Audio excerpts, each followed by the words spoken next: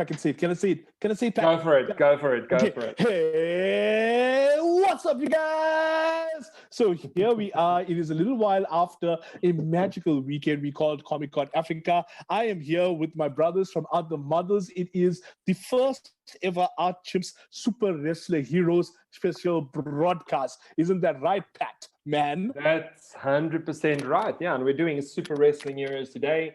We thought it'll tie up November before we head into December. And we have got like a phenomenal cast that's joining us today. So why don't you start, Zaid, and introduce everybody? Okay. Now, given that it is Comic-Con Africa that we're doing this with our friends from this, so how's it to everyone from the Comic-Con Africa family? And given that we are talking wrestling, I thought that it would be proper for us to have pseudo wrestling names for each and every one of these people. Pat, are we still okay with that plan? Yeah. That's great. Yeah. Okay. So, ladies and gentlemen, welcome to the greatest show on earth. Introducing to you on your screen live and in attendance, we have Daniel, the Governator Govar. Hey, how's it going? We've got Pual, the Pulley Man Limgenco. Hello, everybody. We've got, then there's this random dude, the uncouth Rooth. Mike Rooth, everybody. Mike Rooth, make some noise. Hello. Then we've got Tony, the Mayo Man Moi. Yes, Tony, I'm totally making the Mayo Man a thing that you can't get away from it, right? Because you responded to that on my Facebook. I asked my Facebook, like, what should my wrestling name be? We're making it stick. Okay, we got Chris, the camper man Campana with us, everybody. Yes, I'm all about camping. I know this because Chris and I are actually best friends. He's accepted all of my friend requests on everything. Like, show them the hearts, Chris. Show them the hearts. Give them the hearts. Hearts up. I don't know what I'm doing. Okay, it totally happened. We've got the unwilling to surrender Will Sliney, everybody.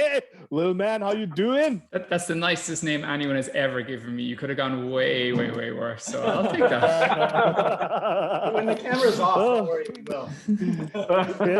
No. Will's never signing anything for me ever again. Okay. Now, I've saved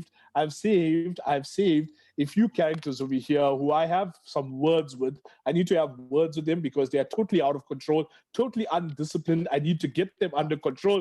Starting off, we got the Nate Man. Yes, that is right. The Nate Man, the Nate Master, Nathan Phillips. Yes, man, Nate, make some noise. What's up, people? How you out there? Enjoy the Nate, show. are you eating Oreos, Nate? Are you eating Oreos? It broke off the stick.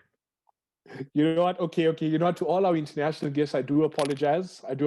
For Nate. He's out in Cape Town, so they just don't know how to behave. And that will explain the other two people, the last two. Now, these guys here, I have a major issue with because despite the fact that we are all on the same continent, they refuse to reply to any of my messages. Ladies and gentlemen, Mr. Loyiso Mkize, Mr. Clide Beech, they do not get wrestling names because they do not believe in the magic that is wrestling. They are watching some other random stuff called UFC. Real people don't watch UFC. Am I right, Pat? UFC. I don't watch UFC. I do UFC. Wrestling, right? You see, there's a difference. Yeah. Okay. You know what? I just realized I might have gotten myself into some trouble. Pat, you talk to them. I'm scared now. Let's quickly run down. So today's the activation that we're doing today is specifically focusing on wrestling and superheroes. So the guys are either dressed and doing wrestling characters, or they're doing superheroes as wrestlers.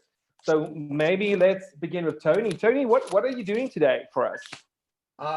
Well, one of my first memories of wrestling was when I was just a wee kid. Was when I was a little boy. Was Jake the Snake Roberts versus the Undertaker. Okay. And that to me was like that's when I was like, oh, I thought wrestling was real, and the Undertaker was some like demon hell spawn from like the underworld, and that just like caught me. And so I am painting Undertaker. That's fantastic, and that goes well with the retirement with the 30 years. Yeah. So that works really great. And you, Paul, what are you doing, mate? I'm doing Spider-Gwen. Let me change my camera. I'm doing a Spider-Gwen. About to hit somebody with a ladder. Okay, I was gonna do what's it, like actual Spider-Man, because with his link to wrestling, but I decided to change it up because I've never actually drawn her before. Okay, nice shirt, by the way. Oh yeah. I decided to be festive. Nice. Mike, what are you doing for us? No, wait, stop, Pat. No. He does not answer to the name Mike. He is the uncouth Rooth. You will address him by his title. There is another So name that he uncouth. answers to. So uncouth. The Viking. So Mike is Uncouth Rooth is my actual wrestling name. So that's the name I always use. So yeah, today I'm drawing what I imagine would be one of my favorite scenes in comics, although it never actually showed up on the page.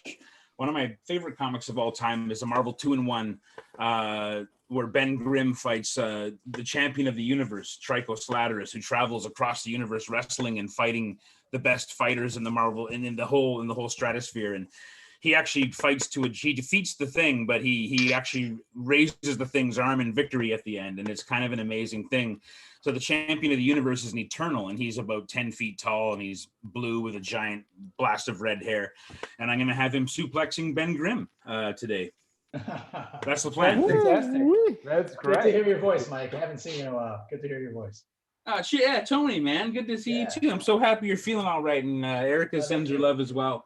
Oh, absolutely, brother. Yeah, we'll get back together again soon, man. For sure. Okay, let's see. Dan, what are you doing for us? I'm gonna do Black Adam, The Rock. Oh, nice. Nice. I was thinking about The Rock. I was like, should I do The Rock? Maybe Black Adam? But I mean, I've got watercolor. I'm looking forward to it. Lots of That's light. actually perfect. I mean, Wow. Yeah, that's. I didn't even think about that. That's well done. Good idea. Okay. I'm sorry if I Chris. stole anybody that comes after me. I couldn't decide what I wanted to do, to be honest. I almost drew like a giant Big Van Vader. I thought about doing a Jushin Liger. Like I had a million ideas before I woke up and said, no, I'm going to draw this today. So I was like this close to doing Andre the Giant. Oh, yeah. Andre. And then Gone just, too soon, gents. Gone too soon. Yeah. If I do Andre the Anybody wanna Giant, I be would do Princess Bride, Andre the Giant. Like Willie's already Chris, what almost are done you with doing his for us? entire sketch. What am I doing? I'm actually doing the Spidey in the wrestling suit because I have no imagination.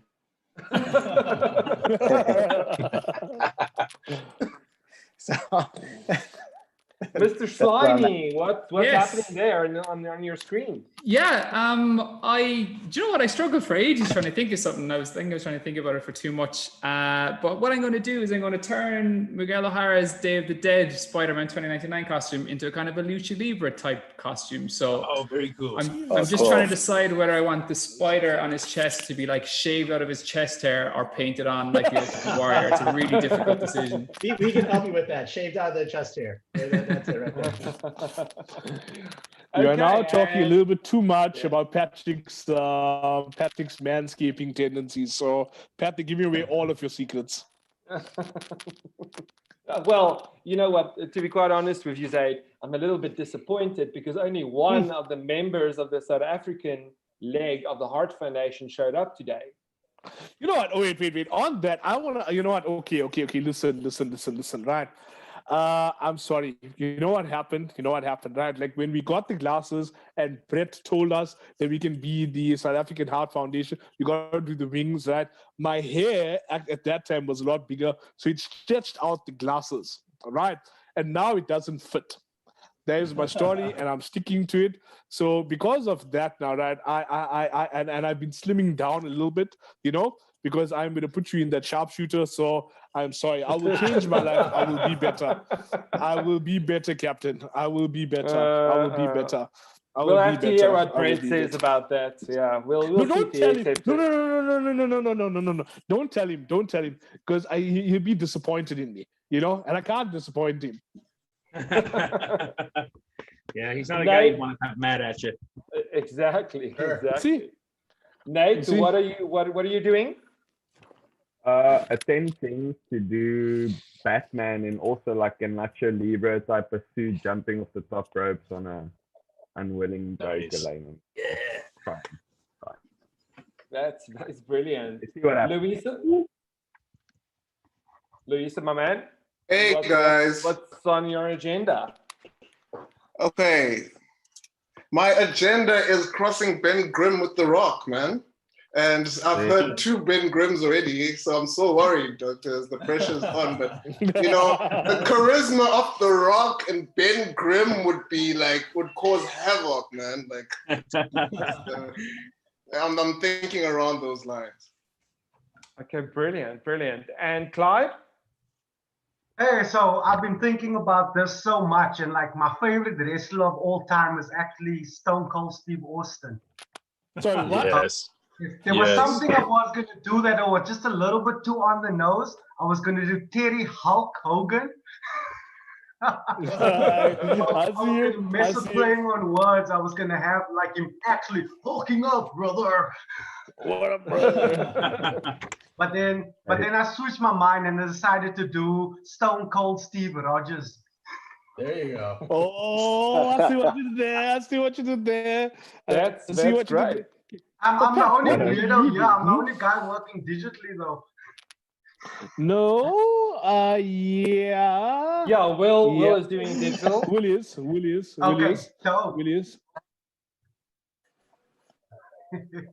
Okay, wait. Now, Pat. Yeah. It's not just you. Pat, what are you doing? I'm doing nothing. I'm just sitting here and enjoying everybody else doing all this amazing art. I thought about doing something, but I'll have to do it. Yeah, it's not gonna happen. Do it. No, man. Okay, wait. Who over here thinks that Pat should get something? I mean, if you put everyone to get something, Pat should actually get something. Give me a hell yeah. You said you were gonna hell yeah with us or draw with Give us. me a hell yeah if you agree that Pat should be doing something. Listen now to the one that's pushing out weekly artwork, and now he's telling the one that's been busy for the last year to do all these drawings. Thank you, Zay, for just making things really easy for me. What have I done? I did not think this through. Okay, now wait, guys. I've given you a fair chance to get started and get into the group, but now I have to ask a serious question here. Right? If there were a death match for the fate of the universe, and you could choose one wrestler from the WWE, past or present or NXT, why would that wrestler be Shawn Michaels? Why would that wrestler be Shawn Michaels? That's the funniest shit I've heard all day. Oh my God! Yes. Shawn Michaels. Because of the sweet chin music. Because of the you call yourself a member of the Heart Foundation, and you would say the name of Shawn Michaels on this television show. Exactly. I'm definitely showing this to Brett. I feel like Brett should be informed of this, of your Shawn Michaels love. I feel like that may revoke your membership. That's on you, man. We all heard it. So. But you see, you do not understand the malevolent mind of Zay the Butler Mutala, which is the name Brett said I can use. See, in doing so, I have now opened each and every one of you to actually go all kinds of cray right on HBK, and Brett would totally approve of that. Cerebral. I'm no cerebral assassin. No. But I am cerebral where it counts. So do the thing. No, I mean, you can't even. I mean, Shawn Michaels, honestly, he'll maybe take your wife. Yeah, that is do that. Yeah, you know, but he's not going to save the world or anything, you know. Yeah, I don't know if I would choose. Okay. So who would you put in? Who would you put in? Let's ask Paul. Oh, don't do me first. I don't know. That was a tough question. Go to me second. Okay. You see. I don't want to ask. I think it would have to be The Rock, because he has the people's elbow. He's fighting for the people. You know, he's fighting for the fate of humanity here. I think it would have to be The Rock. Taylor, are you That's my vote. Are you talking about the wrestlers that have passed away, you know, or any wrestler that ever anyone, past, present, future, anyone, anywhere, anytime. Okay, that's a good question. Yeah. So who would you go with? Me. You know who my answer would be. You know who look, my answer I mean, would be. obviously I'm a Bret Hart fan, but when you're talking about saving the world, it needs to be the ultimate warrior. You know, all right. Where you feel the power of the warriors. You know, winner. You just need to get on that rocket spaceship and just fire up and just blast off. You know, and just get pumped up for the power of the warrior. The thing that you don't understand is that the cream rises to the top, brother. The cream rises to the top. You won't know it. Listen, yeah. No, I think they would absolutely have to be the Macho Man, Randy Savage. Seriously, he would have to be March. He would have to be March. Ask me why. He'll be too distracted by Elizabeth. I mean, that was his downfall. You know, that was his issue the whole time. Is just, I think Elizabeth always got him into some form of trouble. You know, back in the day. Yeah, well, I mean, that's. No, sorry. Go ahead. No, you go. Well, I mean, I have huge love for the Macho Man, and as much as I think he would be up for the job, he's a little unstable. It's a little bit like hiring a wild animal to do a precision job. So I would probably, honestly, you need a calculating mind to save the world. I think for as awesome as The Rock is and all those guys are, I think I would put my faith in Roddy Piper. Yeah. Wow, Rowdy. Roddy Piper. I think the Rowdy one has saved us before, and They Live, and I think that he proved himself well in that. And I think there wasn't a finer human being on earth than Roddy Piper. So I think he'd be in. I think the world will be in good hands with him. I think. That's a great. Okay, it's a well-reasoned answer there, Pat. It's a well-reasoned answer. But I am now going to flip the script on you. What if the battle armament, right, that this person, this champion of champions would have to wear would be a mankini and a title belt? Now, would your answer still say the same, or would your answer change? I feel like that's an art prompt because it'd just be mankind in a mankini. Yep. You know what? Let me tell you something, right? Mick Foley is the O. One day when I grow up, I want to be as magnificent as Mick Foley. Well, as hardcore as Mick Foley, you know. Absolutely. I mean, he's lost teeth and an ear and God knows what. He's probably lost the most for the sport, like injuries. Well, he gave at least as much as Dynamite Kid gave. He gave an awful lot to the business for sure. He still gives to the business, you know. He's a guy that they should always have on the payroll, in my opinion. That guy, his body might not be a wrestler's body anymore, but his brain is still a wrestler's brain, and he's still an entertainer. Absolutely. I feel like Mick is Mick's. I don't want to be the guy like, well, I've been a fan for forever, but I've been literally a fan since he debuted as a jobber many, many years ago. And he was the one jobber I would watch. I would watch the Saturday squash shows just to watch Mick Foley, just to watch Cactus Jack get murdered by Stan. Cactus Jack. That's what I was trying to think of. I was trying to think like, what was he before Mankind? Yeah. Cactus Jack was my dude because I had a body like Cactus Jack. I had to wrestle in a mankini when I was in high school, man. I had to wrestle him like a singlet. I was not a fit young man. So I was in that thing looking pretty terrible, like a character from like Napoleon Dynamite or something, you know. Like it was pretty, it was pretty grim sight. I'm so glad we didn't have video cameras back then because that would have been an awful sight to watch in my 40s now. But did you win? Wrestling that stuff, man. I think that limits your powers by half as soon as you put one of those things on. I think half your abilities are immediately removed as soon as you put the mankini on. Dexterity -10. Yeah, absolutely. -5 to all D20 rolls. Yeah, -5 to all attributes.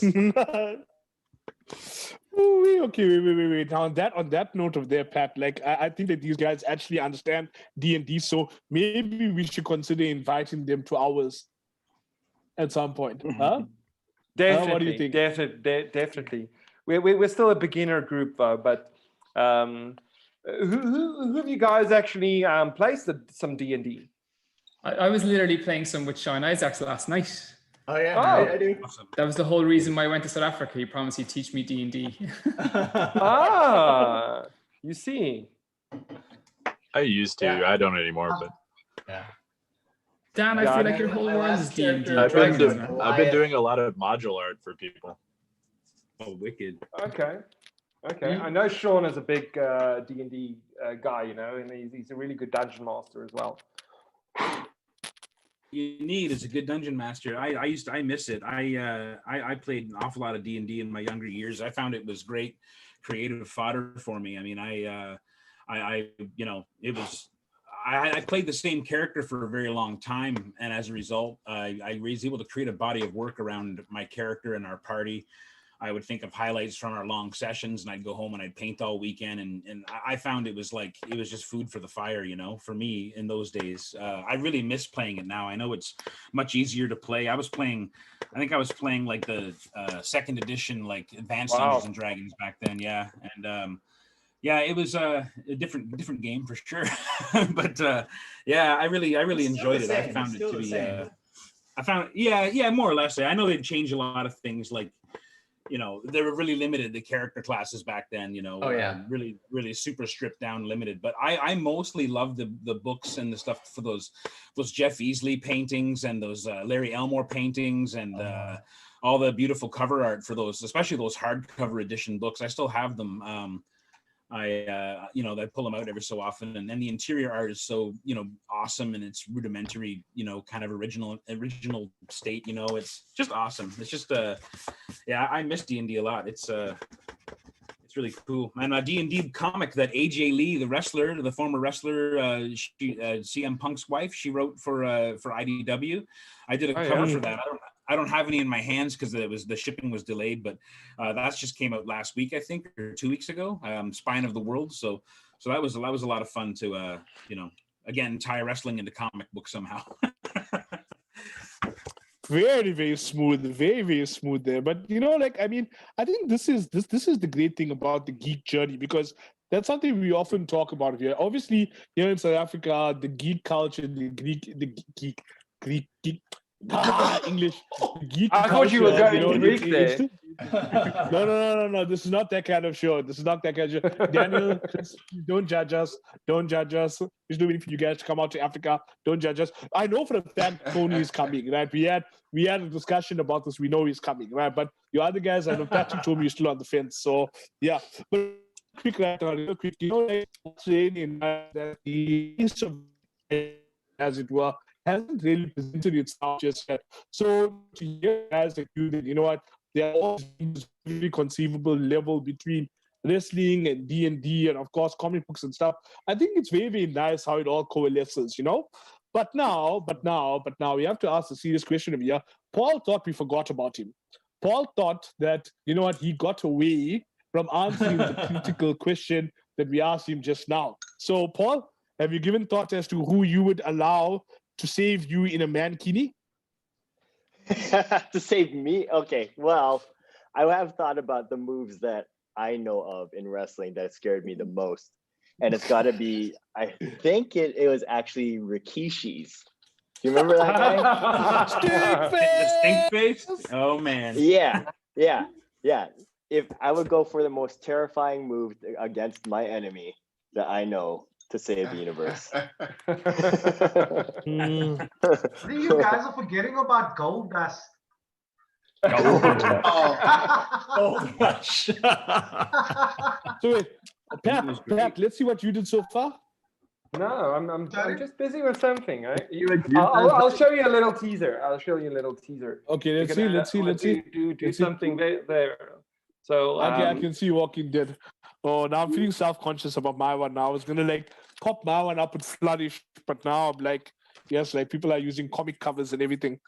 So it was the first thing I could just grab here on the desk, and I'm actually destroying this cover with like the water paint, but it's okay. Dude, how rich are you? Like you just have blank Walking Dead covers just hanging out of there. Like I mean, the rest of the guys out here are earning in like dollars and pounds and euros and stuff, and everyone's using digital and paper, and you are just out here grabbing, blank variants. Gentlemen, I must apologize for Pat. This is worst tag team partner ever. He's the one with no wrestling attire on. Like I was at least expecting you to have your shades, but it's okay. It's like since your new best friend is Shawn Michaels. I mean, you're going to pull part of the Heartbreak Club, eh? And do quilts and shit like that, Okay, no. I see. I walk here. Would it be okay if I told you that I was wearing a pink brief? Would everyone feel better about it? Like if I just came out with that? I feel safer. Thank you. Gentlemen and I always assumed. You sir are indeed a savant. You are a savant, indeed. Okay, so let's see what's going on over here.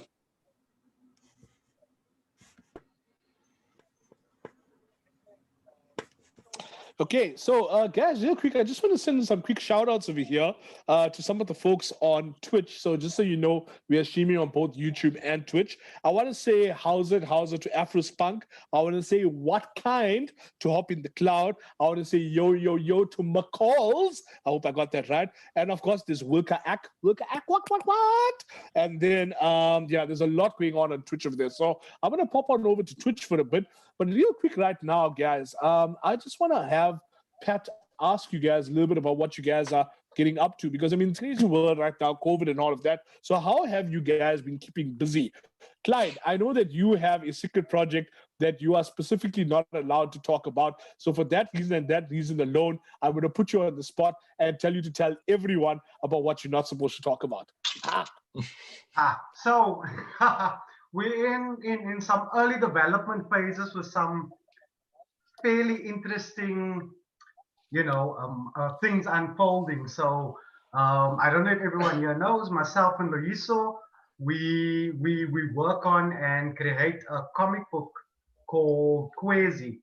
It's a uniquely South African comic book written by South Africans for South Africans. Also, it's illustrated by us. It's everything, and it's cool, and it's doing fairly well. So what's been happening over the past just over a year is that we've been in early development phase with adapting it into an animated show. And I think that's as much as I'm going to say before I have to give over to Lee. Come on, give him a bit more, Clyde. Come on, man. And see. I don't want to let too much of things out of the bag. We've also got our 5th collector's edition, so issues 13, 14, and 15 coming out soon of the comic book itself. And we just had a big jaw-dropping event.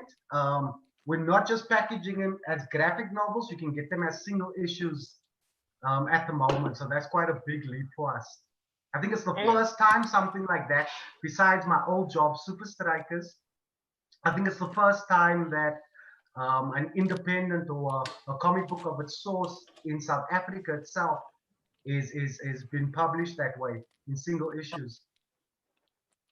That's fantastic, and That's awesome. I see that you're now in bargain books as well. So I mean, you're expanding, you know, to more bookstores and selling your work. Absolutely. Yeah, that's exactly right. That's fantastic, guys. I mean, we're super proud of you, and I mean, it's great. I mean, that everybody just, you know, you guys are working also very hard and just obviously making sure that you hustle and you grind and you keep everything alive, eh? Well, it's, Yeah, I man, mean, in South Africa, it means a lot, man. It means, hopefully it means, sorry, Clide, to jump in, man, as team member. No, go for it, Clide. Yeah, it's a big deal because that was the whole idea back in 2014 when we launched the first book. That was the whole idea, was to see if we could have like episodic release of the comic book every month and have kids go out and buy it.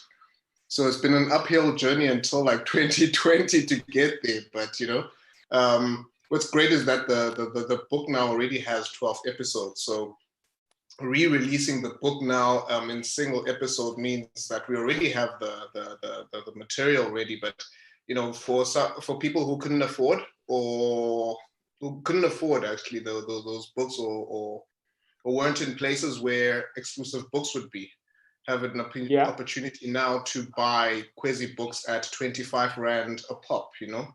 So that's pretty cool. Fantastic. I mean, it's, it's definitely reaching back. 25 Rand's like what, $1? $1.50? Exactly. Yeah, which is shy. I mean, like, look, before that, the collector's editions were running at 130 Rand a pop. So yeah, and obviously at exclusive books. So I mean, they've been great.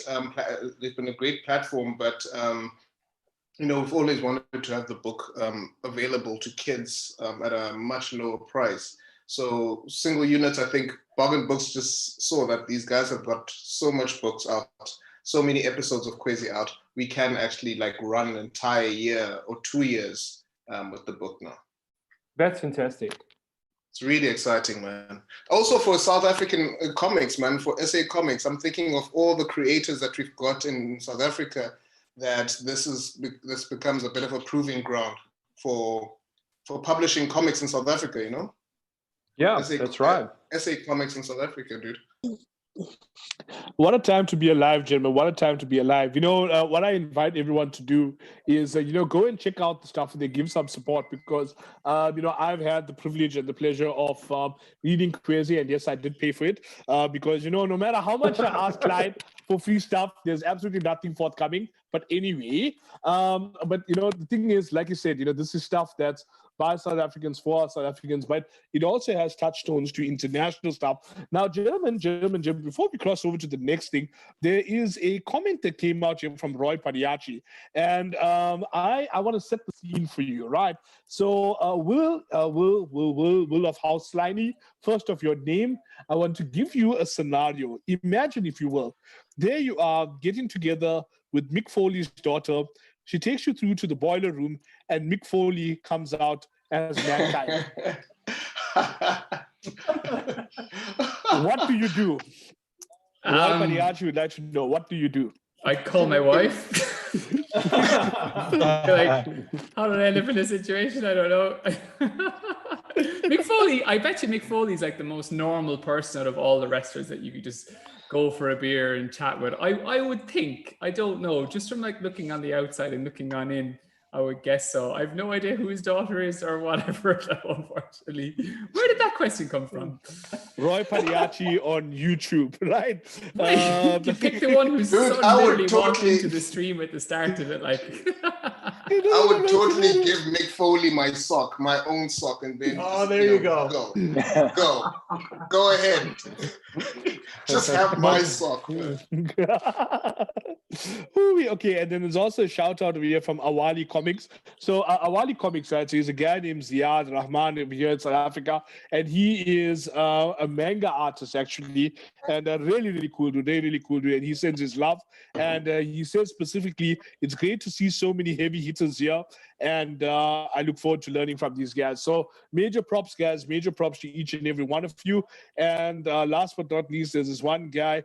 Pat, I don't know where you found this guy, but his name is Walbert, and he says, "Hey, what's up? Missing you guys here in South Africa." Yeah, I think he's my brother.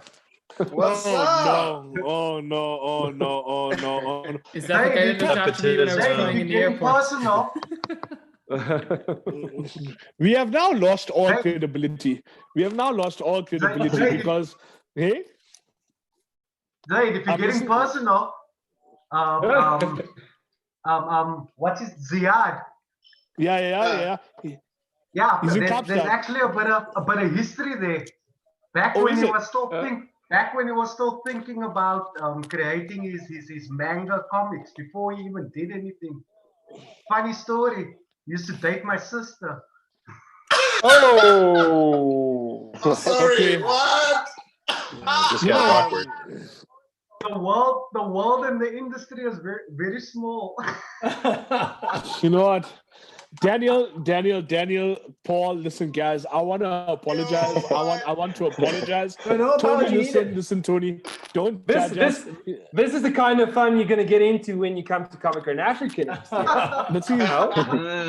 You all think you're going to be just talking about exactly the kind of fun I was looking forward to. A lot of awkwardness, man. No, guys, look. That's how we roll. Crickets. I need to apologize, sir. Because no, Pat, you don't understand. This is not good. This is not good, that story. Because you know how people think that everyone from Africa knows everyone? Like how guys will be out there, like Tony will go and he'd be like, hey, listen, you meet somebody from like Zanzibar, and he'd be like, hey, you know what? I know people from Africa. Do you know Pat? And that other guy, Zaid, do you know them? And the guy from Zanzibar. I'm only returning the favor because people ask me that about China. I know this one Chinese person. But aren't you related to everybody there? Yeah, I do. In fact, he's my cousin. Yeah. No. I'm seriously. Pat, we've got a problem here, my man. We've got a problem. We need to revisit this over here. Right? Okay. So we are seeing some insaneness going on over here on screen, right? Whose screen are we looking at? And please take us through what's happening here. What are you seeing? I am seeing. I see a Photoshop of Captain America. Yes, that's what I'm seeing. Is that Will? Did I take over the whole screen? Yeah, you did. Yeah. You shared your screen. We've been watching you paint. We're watching you draw for the last 15 minutes. Yeah. Oh, sorry, guys. My apologies. You did that on purpose. God damn it, Clyde. First we go over here now. Oh, and then there's what is this now? What is this? Is some sexiness right there. This is some sexiness right there. Yes. There we have Loyiso's. You know what? These guys from South Africa, they are. I won't lie. We can't take them anywhere. One fellow wants to tell his family stories. The other fellow over here is just making me feel very, very, very self-conscious about my art. Yeah. Zaid, why don't you just show us what you're doing right now? No, exactly. I don't know how to share my screen and all of that in there, but man, the only thing I can do is I can lift up like wait, is it that way? Which way is it? Oh, is it like this? Can you see? Okay. Can you see? Yeah. Oh yeah. Oh, there you go. Oh yeah. Bro. Guys, I hope there's no time limit here because I'm actually zoning in on this so much now. Can you just have just go in for another? So I think something that I would like to touch on for those of you guys who don't know Loyiso, he's actually, I feel like a national treasure here in South Africa, and not only does he do phenomenal artwork, but he also does these magnificent paintings. Loyiso, why don't you tell the guys what you did for Motown last year? Oh, okay, cool. Well, long story short, Motown Records commissioned me to do a Marvin Gaye painting. Oh, nice. So That's Awesome. Marvin Gaye, Yeah. get it on. Exactly right. So I had a whole month where I had to zen out and listen to Marvin Gaye and let's get it on, and you know what I mean. It was. I'm gonna put it. It was during the winter. Let me put it like that. It was during the winter, and I had to pay back. I had to do that piece, and it really went well. I mean, apart from being an illustrator on Kwezi, I also paint. I'm a portrait painter. So yeah, that forms part the other side, the thing I do during the day when I do comics at night. You know what I mean? Nice. I do the same thing when I do portraits. I pull on like videos, audios, speeches, whatever, whoever I'm painting. Like I just try to channel everything. Right. It's kind of like you kind of go into like a world for that period of time, right? And you sort of have to like, throw yourself in there. You do. Yeah. I when I paint earlier this year, I painted a bunch of like oh my god, I'm just blanking out of everything I've done. Like when you did Mandela. Yes, when you did I was in a portrait. I'm trying to think. I was like doing Nelson Mandela, and I just listened to like all his speeches on like repeat for like like 3 or 4 days. I was just like, okay, every single movie that was like replayed, over and over. That's another figure altogether, man. Like and once you dive into that world, you just learn of it's like once in a lifetime type South of African like history, like in those 4 days than I ever did before. Cool, man. Jeez, I'd like to see the illustration. I mean, is it done? Can I pull it up? Oh yeah. I have it here somewhere, nearby. I'll pop it up. Okay. I think it's here. Then there was an awkward moment when you realized that one of our international guests knows more about South African history than we do, Pat. I mean, this is no good. This is no good. But you know what? Look at that. Mm-hmm. Wow. I've seen that.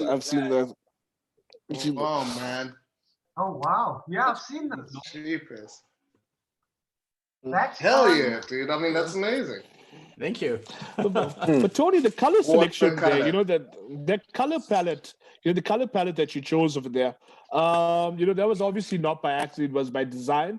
So, I mean, the muted purples and the background of there with what looks to be blood red. And again, I'm looking through my screen over here, so I can't be certain. But that goldish bronze over there, what was the thought process behind that color palette? Well, the purple is just like my hint to like royalty kind of a thing. Is very color synonymous with like royalty, in a certain sense, and his whole like presidency. And even though he was constantly saying he wasn't, it seemed like the people revered, like revered him as such. And then like the bronze and everything, just in my head, my interpretation of just like the palette of sort of Africa, the earth, sort of a thing, and then obviously the blood, all the things that happened in sort of your sort of revolutionary process, and also in a way like the blood that he helped, as much as it was spilt, is kind of like the blood that wasn't spilt because of him as well. Oh, that's pretty cool. Wow, man. Okay. Yeah. There is some next level stuff there. The South Africans getting a schooling session, guys. Like, should we just like own up to it, like right now? I'm just sitting over here and I'm thinking that, you know what, I should be ashamed. I'm just gonna have a sip on my Valpre over here, because that got me emotional. But Tony, speaking as a South African, that piece is beautiful, and it resonates with me very strongly. And More power to you, my man. More power to you. But now the time has come. The moment is here. And we are going to ask everyone over the next 5 minutes just to show us progress on where they are so far. So, Pat, let's talk the guys through it. Let's ask everyone to show us the screens to see where they are, what they're doing, and how they're doing. Chris and Mike, you've been really quiet. It seems like some serious artwork's going on there. Oh, my dog was causing a ruckus in my studio. I had to stop because he wasn't getting enough. He just wasn't getting enough attention. I was getting a lot of nasty looks. Sorry. That's epic. That's epic. Gentlemen. I've said before, I'll say it again. You know, none of you people have any damn business being as gifted as you are. This is just not right. This is just not right at all. Roy Padiachi is just having the greatest time. Can everyone just take a second to say how's it to Roy, please? I'd be very, very grateful. You just send a shout out to Roy right now. What's up, Roy? How's it, Roy? Hey, Roy. Hi. Much love. Yes. Roy is, Roy. Okay, so this is what Roy says, right? At some point, he would like for us to look at, can we make a comic-style fatal four-way match with Kurt Angle versus the Patriot Dal Wilkes? Versus Mr. Maker, Hulk Hogan, versus Captain America. I'm like, yes, see. You know what? I only watched the Monday Night Raw, what the Monday Night Wars documentary on the WWE Network recently. And Roy is talking about some next level stuff over here. Next level stuff. Roy. Okay, Roy's blushing. But Roy, Roy's a hardcore fan. And speaking about hardcore fans, there we go. Mike is like the biggest wrestling nerd I know. He's like, if you want to know something, Mike will give you the time, the date. He'll tell you exactly what they were selling at the stalls. He'll tell you everything. He'll tell you everything that you need to know about wrestling. Isn't that right, Mike?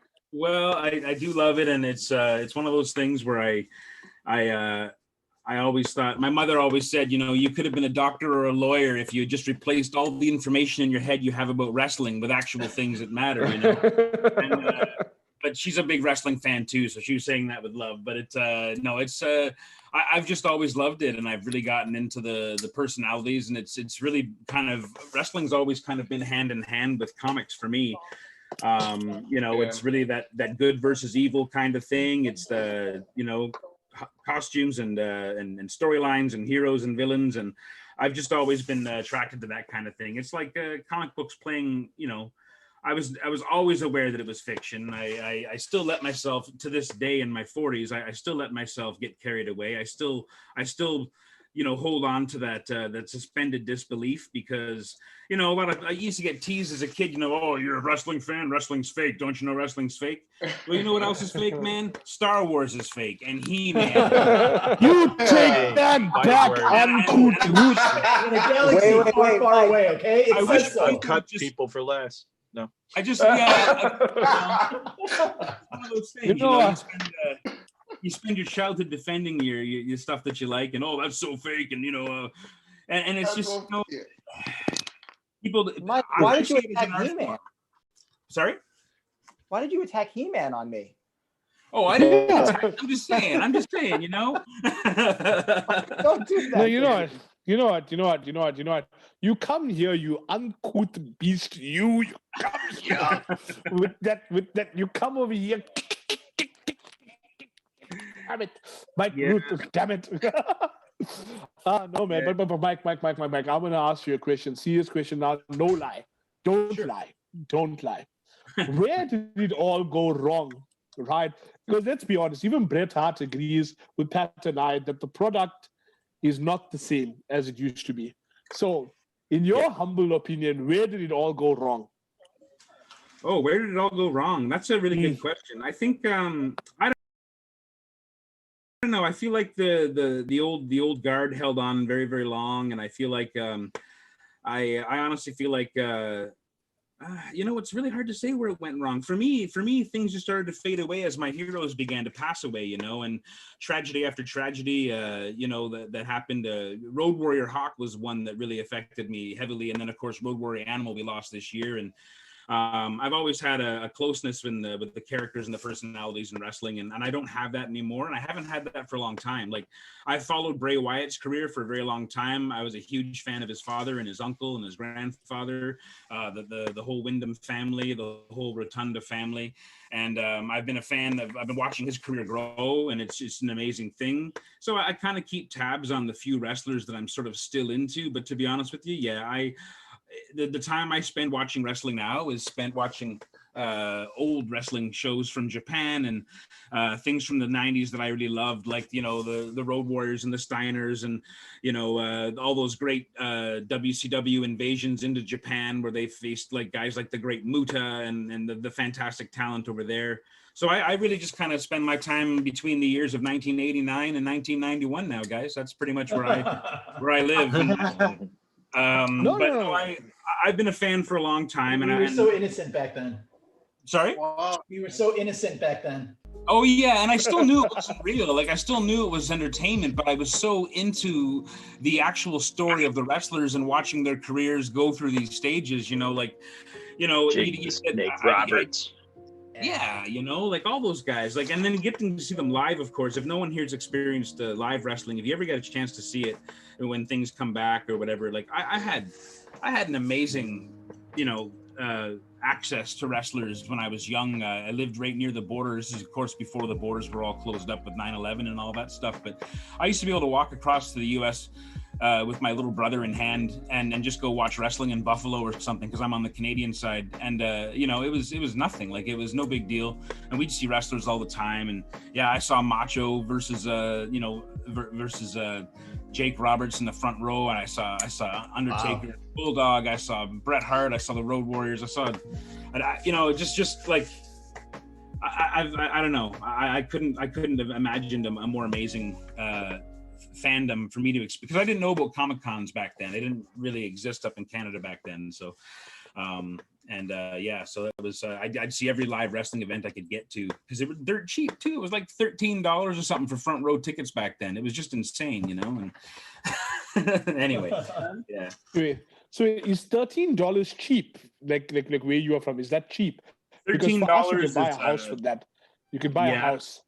Like, you can buy a house and you can feed a family for like 7 days with $13 out here in Africa. So I'm not sure if $13 is a lot of money or not. The 21st century, Zaid. Thank you. I Okay. just want to give some shout outs to please. I have to shout out to like Yokozuna, which is like a character I like for some reason, like including like Ultimate Warrior. But if you guys remember Yokozuna in the 90s, oh yeah. And I mean, the other day, I mean, we were watching. Obviously now it's really cool that you can do this whole behind the scenes thing now with the WWE. Then you'll learn that Yokozuna, Yokozuna wasn't actually from Japan. He was from Hawaii. You know. Yeah. I was devastated. Look at Loyiso. His mind is just devastated. Patrick, stop talking. Don't say anymore. So before, just to wrestling nerd out a bit, I remember before he showed up as Yokozuna, he was kind of touring around North America a little bit, wrestling under the name of Coquina Maximus, and he had all his hair that was up in a bun and that traditional kind of like sumo look was all just down, and he was this 600-pound, like long, like his hair past his waist, and it was a terrifying thing to see. And I remember once watching him wrestle, and my seats were positioned in the corner that he was in, and he was actually so enormous I couldn't see the action in the ring. We were so close. It was like having a Chesterfield like mounted up in front of right on the ring apron. Like I couldn't see what was happening in the ring past his giant can, basically. Yeah. There was actually a song Rooth as well. Like in the late 90s as well. I don't think they were really South African as well, guys. Like, but they made up this duo or trio. I keep forgetting their name, but they wore army fatigues and I don't know if you guys remember those guys. I remember there was a wrestler who had like a whole like South African kind of really lampoonish character. He called himself Colonel De Beers. And he had a stable of wrestlers as well, and it was like, I'm sure he was an American guy playing the role. Like I'm sure that's what it was. But yeah, it was pretty bad in those days, man. Colonel De Beers. Colonel De Beers, yeah. And then he should have had the Diamond Cutter of Doom or something like that, not the Diamond Page, because like De Beers, all the you see about South African history. Even me, I know things about South African history. Afrospunk says is asking that by any chance Ted DiBiase. I doubt. But Mike will let us know on that one there. Right. Nate, you are sitting very, very quietly there, Nathan. I am very, very worried about as I spoke to Nathan, he just disappeared. There he is, right? Nate, what's going on there, brother? You okay? Huh? What are you hiding from us? Oh no, you sexy beast, you! Woo! Guys, Nate's work is incredible. I see that. There we go. Right. Okay, let's have a look at that again one more time, Nate. Just hold it up, pop it up for us, yeah, so the guys can see. How do I get that on? Yes, man. How do you get that? Yes, man. Batman about to drop the elbow drop there. Loving it. Taking a quick break. So let's listen. There's some really cool guys on Twitch as well. I just want to send some shout outs to guys on Twitch right now. Afrospunk, Hop in the Cloud, Calls, and Will Cack. Okay. Some interesting names there, but just some shout outs to some guys. And I see there's this particular nobody here that sent me a message. He says I must tell Will that he's looking forward that Will can come again to South Africa to Comic Con next year. His name is Wahlberg. So yeah. I owe him a Ghost Rider sketch. That's the only reason why he wants me there. Yeah, I think so too. Yeah. I used to call him Wahlberg, like Wall, like literally Wahlberg when he was younger. But I mean, that's my little brother. But he's quite a big fan of Will's and everything that Will does. So here's a shout out to you. Tell me, who are we forgetting here? Let me just switch to the view options. It's been very quiet, like I said. Daniel, even quieter. Mike has been dropping the smack on us, so I'm quite grateful for that. Chris was with us for a little bit of there, and then I feel like he was like, nah. Fellas from Africa, they are savage. I don't even want to entertain any of these shenanigans from them. I am out. So I'm a little bit concerned, Pat. I am a little bit concerned. Paul. Yeah. What's up? My man. You know what I love, right? Like when I look at your stuff, and even with this one over here, the subtlety, the subtlety, the use of negative space, the way it all coalesces, my man, it is insane what you do, my man. It is insane. Thanks. That's all planned. I did that all on purpose. No, I really appreciate it. No, I do try. Guys, I have to do some. I know you succeed, my man. You succeed. Trying this for people like Pat. You guys, all of you guys, you lot succeed. But real quick right now, Pat, we are hosting this special broadcast here. It is Comic-Con Africa. Those are our friends. We are Art Chimp. And some of the folks watching might not really know or understand what Art Chimp is about, what the vision is, what the mission is. So do you think you could take like 2.5 minutes just to talk the guys through it? Yeah, sure. And then we can maybe do like a giveaway to a fan. Wait. No, stop right there. What are you giving away now? Wait. Well, I've got a couple of things that we can give away to tonight, and one of the first things that we're going to give away is we've got a lot of, since we're doing the wrestling thing, we can give away a lot of Bret Hart stuff that we still have in stock. So I'm going to give a pair of signed shades to one of the lucky viewers, maybe on YouTube. So Zaid, I would leave it up to you to maybe awesome. form a question. Maybe form a question for somebody, but just to get back. Those things are expensive, dude. They are expensive. Well, I mean, why are we giving those things away? They are expensive. Well, like that was like really expensive. I don't like to spend money. I'm from Africa. We don't have things. You can't be.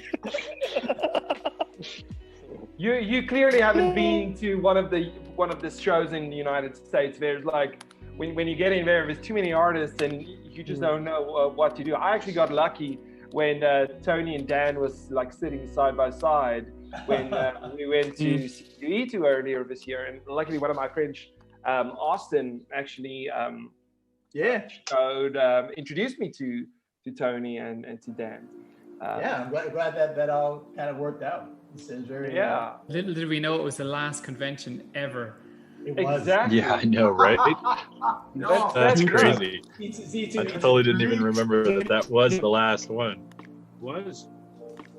And when you look back at it now, it was probably, sadly, it was probably kind of a super spreader event, really, because I don't have to do with the event. I got sick a little bit after that. I didn't hear anything. I did too. I'm in Chicago, and I didn't hear anything as far as like the news saying that was a super, but I'm sure it did. I don't know. I don't think we knew anything back then, really, like in terms of how it was, right? So I just always wondered, because so many of my buddies came back from that show and got sick almost like within the week after. But that's just con crud too, right? That's just a regular thing that happens with Comic-Con. So I got sick after C2E2. We only had a little bit of indication that there was some stuff. There was like a couple of emails that went out about, don't eat at the table and wash your hands a bunch, but we didn't really know what was going on. Yeah. Exactly. I would have loved to be gone, man.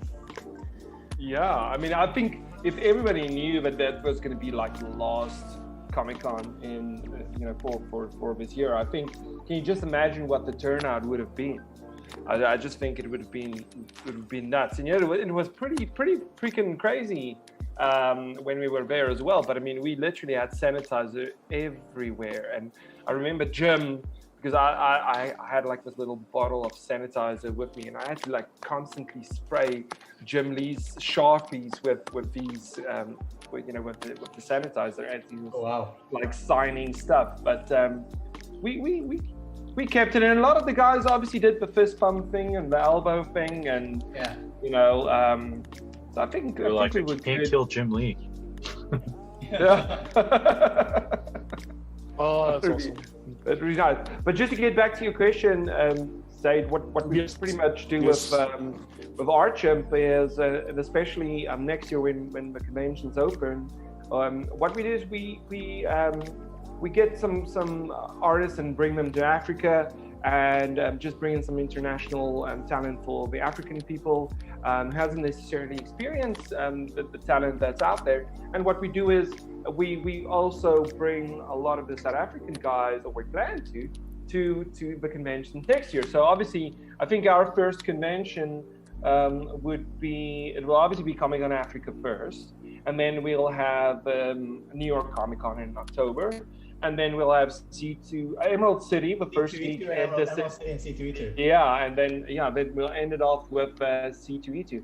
But yeah, I'm looking forward to December.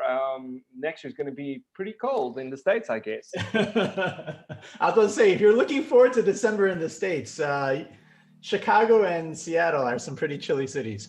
Oh yeah. Yeah. Chicago. Look up Chicago ice. Snow is.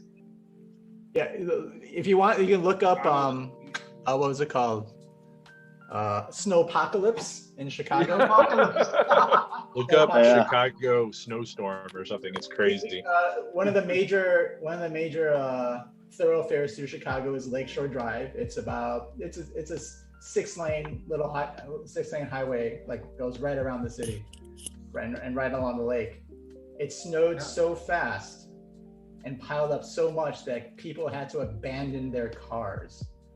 That's overnight. Like cars were covered from the snow. Wow. And people were like hiking away from that. And just remember those crazy sideways icicles that they had that were like coming off the sides of buildings and bridges. It was nuts. Wow. So just from a liability point of view here now, right? And you'll forgive me because I have to ask these kind of questions. But what are the implications now, like when it comes to insurance and stuff? Because I know, like, if here in South Africa, if I had to make a claim that thing against the insurance, I'm probably going to have a problem. So, like, do your guys' insurance policies like actually cover those kind of things? And if it does, is it an act of God still? Because you can sort of predict it's happening. So, what are the implications there from a legal standpoint? From a legal standpoint? Sorry, guys. Sorry. I slipped from night job to day job for the second day. I'm very, very sorry. But I'd love to know if anyone would like to just. It's the attorney that's getting the better of Zaid in a sketch show. I'm sorry. I have a multiple personality, and one of them happens to be a CD attorney from Africa. So I do apologize for that, gentleman. Sorry, Pat, you were artists. talking That was expected to know about legalities. Story waiting to happen, by the way. Jeez. Eh? No, I work for government. I'm a lawyer for government in my day job. So I'm sorry. CD covers it. I'm sorry. Not all of us are gifted. We get to draw cool things, okay? Not all of us are like that. So what else? Pat, you were talking about giving away stuff. Let's change the topic very, very quickly. Yeah, maybe pose a question to the guys on Twitch who their favorite wrestler is, and you can pick one. Or we'll get the guys to pick one.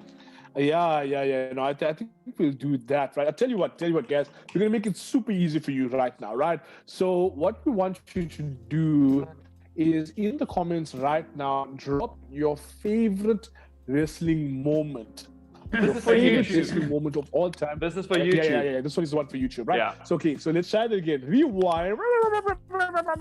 Okay, so guys, real quick, here's what we're going to do. We are going to do a giveaway brought to you by our friends at Art Chimp. That's me and Pat. We are the wings of the South African version of the Heart Foundation down here in Africa, and we want to give away some awesome Bret Hart merchandise. So here's what we want you to tell us. We want you to tell us in the comments right now, Guys, I am an ambassador for the Heart Foundation. You can't say things like that because Campana, behave yourself.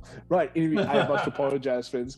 Chris is not from Africa. He doesn't know life, right? Anyway, so what was your favorite? What was your favorite? We have in trouble now, aren't I? Right. So he's totally going to see this fearless attorney. You see, it's where the attorney comes again. Yeah. Okay, guys, so let us know your favorite moment in the comments right now, and based on your stories, the guys are going to choose a winner. Pat, you were saying? I was saying what? Hey, look, I'm just tossing it over to you now because Chris is going to choke slam me. Okay? I don't want to get. I'm sure Chris can't wait to get to South Africa now. I told you I'll get him here one way or another.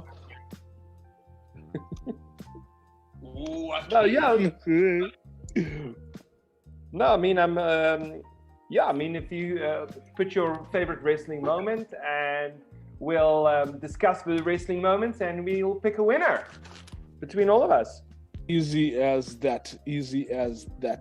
Whew, okay, so now a lot of other stuff has been going on in the meanwhile. So even in this great new bold world that we call a world post-COVID, our friends out there have been eking away a living, doing some amazing stuff out there.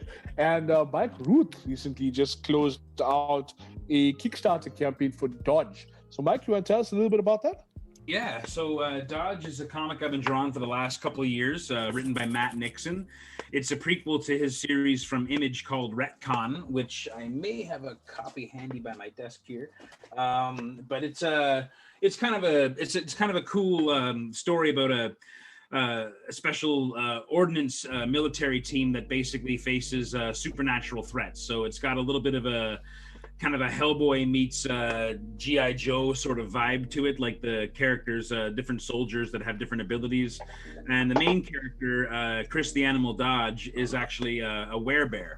And he's kind of a badass American, kind of commando with a Black Sabbath t-shirt and, a jolly sense of humor and a M60 machine gun. And they face off against Soviet...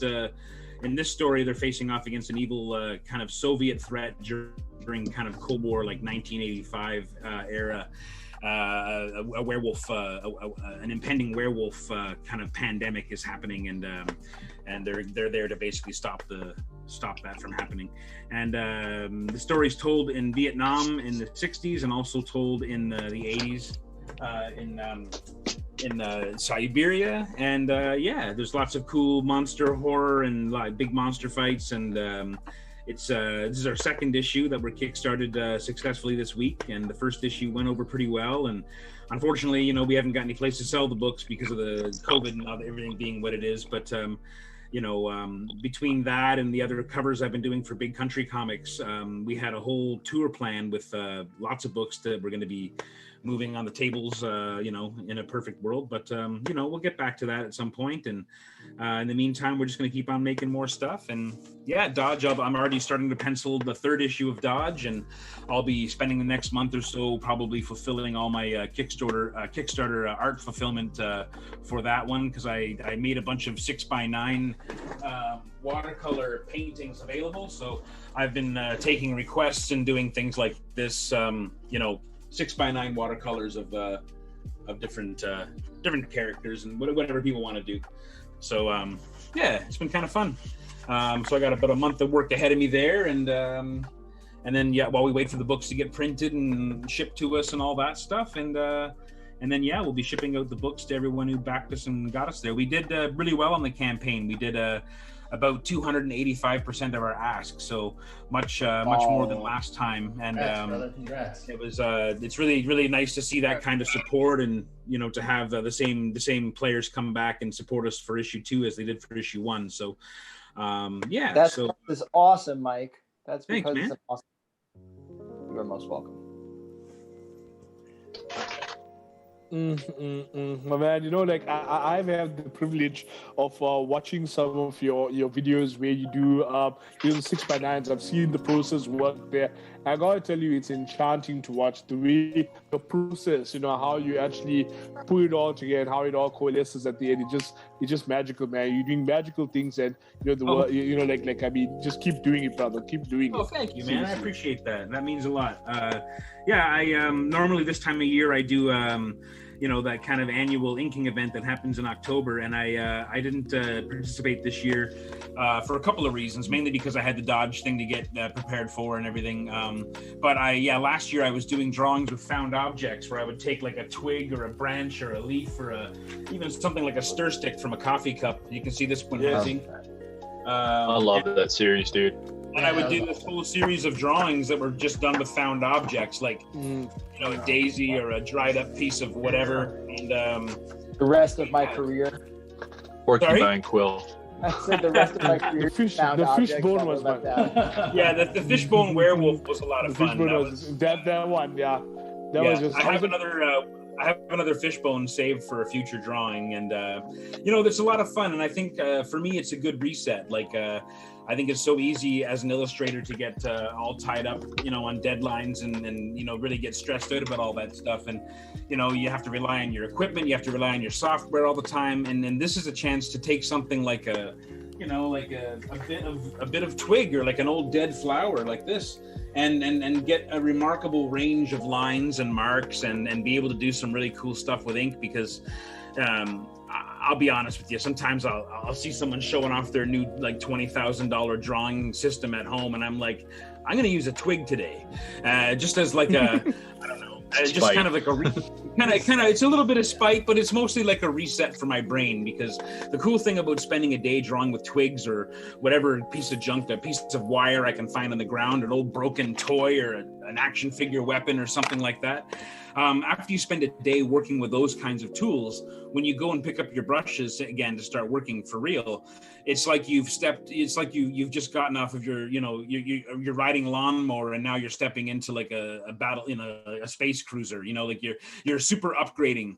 And so you immediately feel that, like, after you've had your kind of limits tested by drawing with a twig, you pick up your proper tools and you can just you feel like a rock star for a few minutes anyway.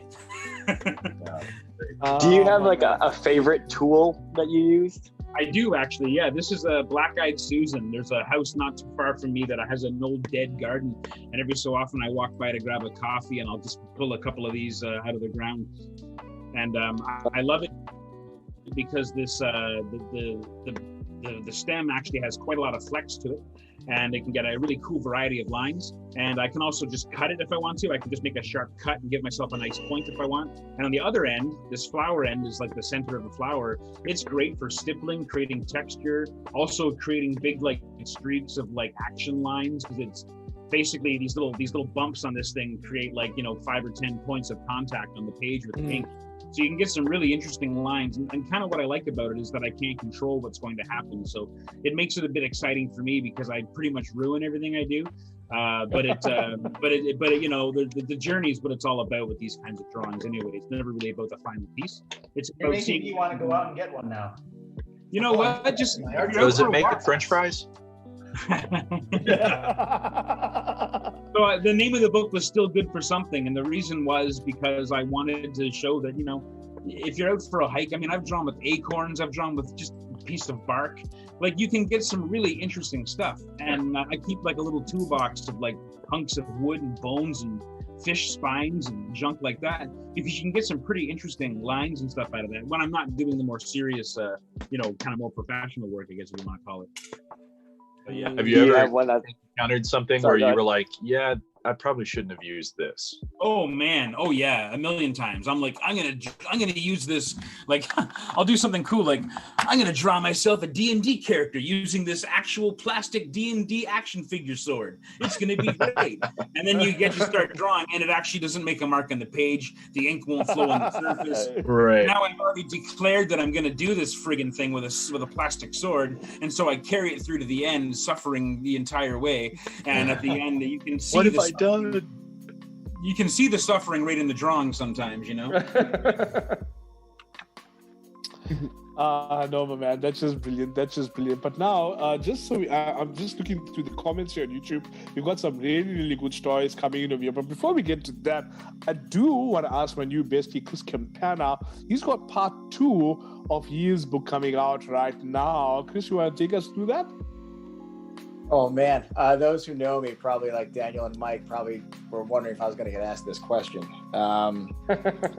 I'm sorry, man. I'm sorry, but I got to ask for Adventures to Parker Reef Part 1 is a personal story. March 14th, 2018, I lost my girlfriend and son in childbirth. And I've been an artist since I was 10. And the best way I could sort of wrap my head around an event like that was to draw a book. And so Parker Reef was his name. He was named after Spider-Man, and we loved the beach. So what I did in the book was I made him 14, since it was the day they passed. And they were, wherever you think people go after they pass. And basically his question, he wanted to ask me a question because as he got older, he wondered why I wasn't there and they were there. So it's this adventure through heaven, hell, realms of lost and forgotten souls, and all these different things to try to get back to the land of the living to ask me that question.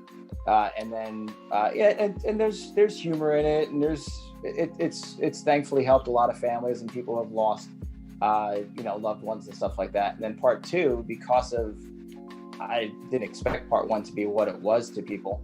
Part 2 was really something I never really intended on doing until the book had reached so many people and had touched so many people's lives. and 2 is his way back home to my late girlfriend. So he crosses over, gets that one question, and then part 2, he's got to get back. But in getting back, in the book, his soul is what's known as a forever soul, and because he was able to cross over, it's become more valuable to those who would want to use something like that for evil.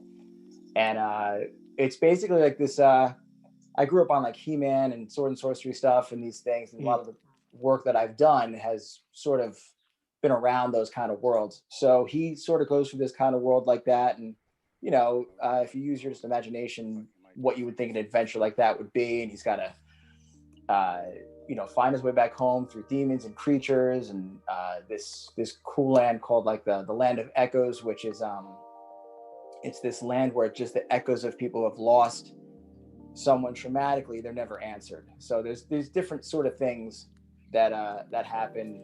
One of the, I guess, coolest things about the character, you know, my son in the book is he uses this pencil that my late girlfriend took from my studio, you know, quote unquote, took from my studio. And to get through his adventure, he uses that pencil to draw what he needs at that point to get to the next level of where he's got to go. So that was kind of a cool thing that the whole story basically just kind of came to me in, like, you know, we've all lost people, and, you know, grief is pretty powerful, and you kind of it can either swallow you up, or you can kind of get through it and deal with it, and you know, respect the people that loved you, who you lost, and you move, and you move forward. You don't move on. So that's really where the book is, and that's taken up a couple of years of my, you know, my life doing that stuff. And I've done other stuff, whether it's, you know, TMNT covers or things like that. But I've really focused a bunch on Adventures of Parker Reef. It's probably the most important work I'll ever do. So very cool, dude. You know, my man, I gotta tell you, I think you know, the like, concept is also genius. Yeah. Thank you. And you know, and you know, the humanness of it all. You know, I think the thing that binds us all as people, especially through the medium of art, you know, comic book art and otherwise, is the fact that I genuinely believe it connects us at the soul. You know, and no matter where you are in the world or what's going on, this very human story, my man. You know what? Seriously, your genius is unparalleled, and I'm grateful that you continue to take us on this journey, and more power to you, my man. More power to you. You know, I appreciate and guys, I have sorry, you go. I just want to see real quick, and I apologize for the camera being off. My dog is an absolute pain in my rear end right now. But this is the cover. This is the cover to part 1. So can we get him on? So can you share your screen so I can see? Can you see? Yeah. This character here is important because, like I said, I have my Master of the Universe background, and I wanted, you know, if Parker was with us, I would have absolutely given him my old collection. So I created a character named Gigantic, which is like the kind of name you would think for like an 80s action figure sort of thing. And through the book, he helps Parker through his adventure and teaches him a whole bunch of lessons. And also, because he was with me since I was a child, the character Gigantic allows Parker to learn more about me as he's going through his adventure. Wow, dude. Yeah, genius. Just genius. He resonated to the point where we made a figure of him. Which is My man. So he was limited figure. So, but that was the thing. Like, it's awesome. I appreciate it, but it's one of those stories where I honestly, whatever you believe is whatever you believe. But I really truly think that I didn't write it by myself. You know, I totally had, you know, she totally helped me write this book, and you know, part 2 is, you know, I think more of the same. So that's that. That's just nuts. That's awesome. Is that right? And you are just on another level. You are just on another level. And you know what? You like, keep sharing your story, my man. Keep sharing your story, because, you know, again, not to get too emo about it, but I think the fact that you were able to take your broken heart, Carrie Fisher said this, take your broken heart, turn it into art, now what you're doing is, you know, the fact that you are helping so many people out there find a way of processing, you know, this facet of life. Once again, man, I commend you, and it is our privilege, you know, the Art Chimp family over here, you know, like to have you explain that in the way you have, because again, many of our viewers here, this might be the first time that they're getting exposed to many of our guests here tonight. And it just goes to show, guys, you know what? Just keep it locked in. The future is great. The future is bright. And we are totally gunning to have all of these guys here with you next year at Comic-Con Africa. Once again, a major shout out to our friends from Comic-Con Africa for hosting us tonight on their platform. And yeah, my man, Chris, you know what? Next year when I check you over here, you're going to need to sign all my stuff for me together with the rest of you guys, because it is going to be lit. Woo! Pat. Are you ready to give away some stuff there? Yeah. Just adding to what Chris is saying is, you know, I definitely feel I didn't realize that, you know, I didn't realize that that's what it was about, and I definitely feel a strong connection to it. And I'll have a chat with you offline, Chris, because we also lost. I've got two beautiful girls at home, and we lost our baby boy last year. So and his name was Luke. And so yeah, it's definitely it's something really cool. And it's like you said, you know, you still feel them. It's not like they go away, and they carry you in a way, and they're a part of what you do and what you continue. So I really commend you, man. That's really something special. Thank you. I appreciate it. I think it's, you know, art is, it was, you know, being an artist was the one thing I was before anything else, in a sense. So it was like kind of like a safe sort of spot to go back to, and it was really just, it just happened, you know. Yeah. No, I get it. I got you. I get it. I got you. Thank you. Yeah, Zaid.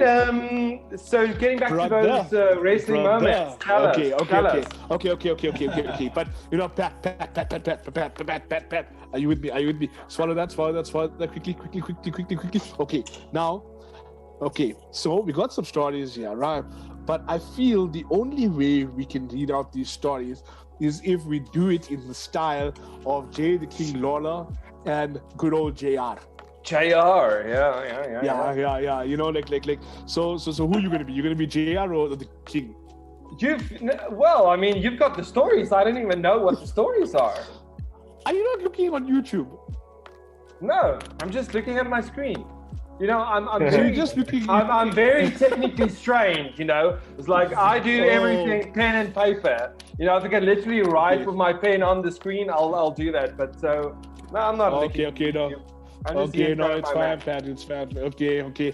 Guys, I apologize. I was trying to con Pat into doing that because I know that he does a terrible Jay the King Lawler impression. But unfortunately, tonight, Daniel, I will not be able to indulge you with that for a couple of the lols, right? So I do apologize. But anyway, okay, so in no particular order, I'm going to give you the story, I'm going to give you the scenario, and you guys now will give them votes, right? Okay, so the first story here coming from our boy Roy. You'd be surprised. Okay, he was talking about insurance policies over there, right? So that's the wrong one. We're going to go to the next one automatically, which is the Wally Comics. And he says, I don't know about the moment, but the Rock and Stone Cold's feud is what made wrestling when I was younger. Then Roy has a story. He says his favorite wrestling moment, Wildman Mark Mero doing the Shooting Star Press live at the African Express Tour in Sun City, 1996. Very cool.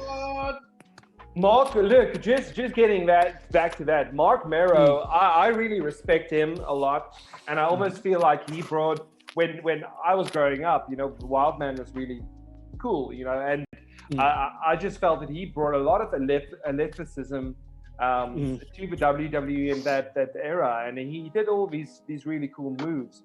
And apart from his unfortunate story with Sable, he's actually a really cool guy. I mean, he still does a lot of motivation, and he's anti-bullying campaigns, and he does a lot of cool work. I had a brief chat with him the other day about a couple of things, maybe for Art Chimp in the future. But yeah, I'm a big fan of Mark Mero. Yeah. I remember Mark Mero when he was wrestling as Johnny B. Bad for many years against Little Richard. character. And the guy was an absolute phenom in the ring. It's unfortunate that his career didn't have the huge success it deserved, because he had a remarkable talent inside and outside of the ring. He could talk to the fans. The fans just loved him. He used to have this sparkle gun that he'd come to the ring and he'd blast these big streamers and sparkles into the audience. And the guy could wrestle. And his finishing hold was like, before he was using the shooting star, he was using the sunset flip from the top rope, which was just bananas to watch. Like, it looked like the most dangerous thing ever done. And he was fantastic. And then it was I actually kind of, I think it's cool that you guys first discovered him in WWF as Wildman Mark Merrow, but I remember being kind of disappointed that they weren't giving him the push he deserved, because that guy was world champion material all around. I agree. No, I agree. He kind of reminds me almost like a Craven the Hunter kind of, and I think that at that stage we were watching like the Spider-Man cartoons, and I always drew the comparison between him and like Craven the Hunter, you know. So it was like a double cool thing for me, because I imagined he was like Craven and he was like in the ring. So I see the linkage there. I see the linkage. Okay, so so we got Yehuda Rabinowitz. And he says The Undertaker versus Shawn Michaels, The Streak versus Korea, the first one, right? So this is WrestleMania that he watched live on TV, right? So in other words, he got up early in the morning and he watched it. So the first of Taker versus Michaels, it is The Streak versus Korea.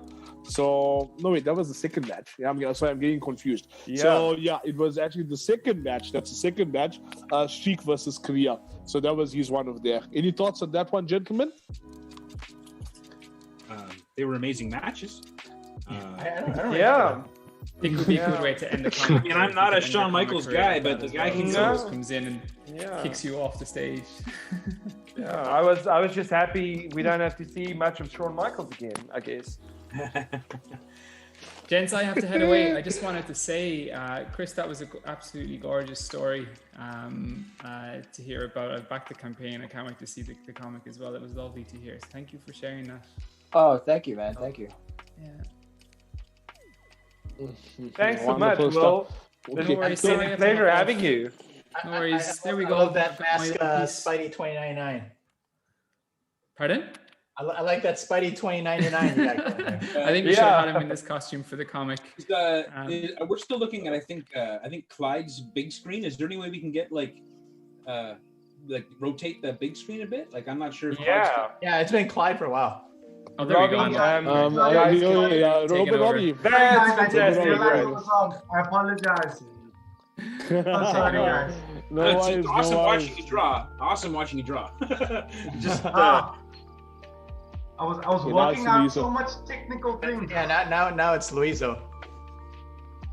Okay, Robo Robbie on tech over there in the back. Quick shout out from everyone out here. Robo Robbie, just help us out there. Thank you. And is nobody mentioning the epic Stone Cold Steve Austin and Bret Hart match? Like, I mean, so far, no, we haven't gotten to that one just yet. Actually, a lot of people now just sending major love out to Chris and actually asking how we can actually get some of the works that we have over here. So some people offering to buy some of the art as well. We'll tell them a little bit more about that later.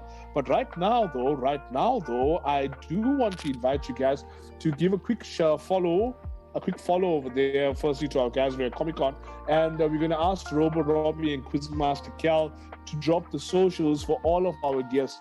I want each and every one of you to go out there and follow and show some love, and by following them on their respective platforms, you'll be able to access some more of their works. I think that will make things a hell of a lot easier. Not so, Pat?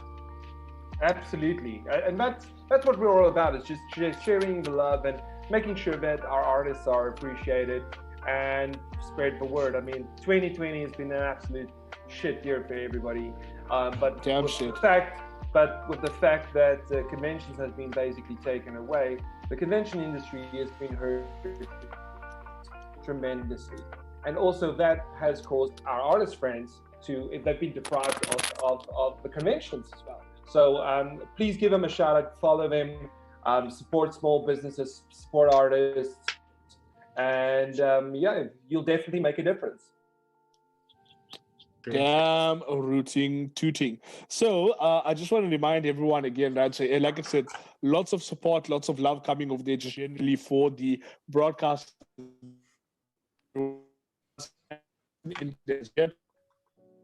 Have the opportunity to win a pair of glasses, exactly the type that Pat is wearing there, which is in fact signed by the Hitman himself. And all you need to do at this point here is drop us your best, your favorite wrestling moment in the comments right now. There you have it. There you have it. Right.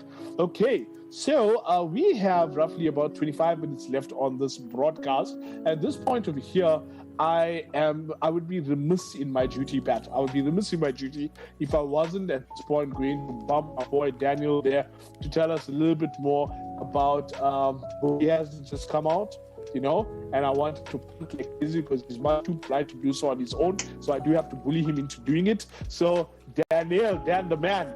Okay, come on, What's come up? on, man. Come on, take us through it, brother. Take us through it, brother. What magic do you have there with us? Show us. Show us. Show us now. Can you see it? I can see it, my man. I can see it. Why are you so damn gifted? This is just ridiculous. This is just nuts. This is no. Black, This that's is just so no. quick. Yo, that's amazing. Wow.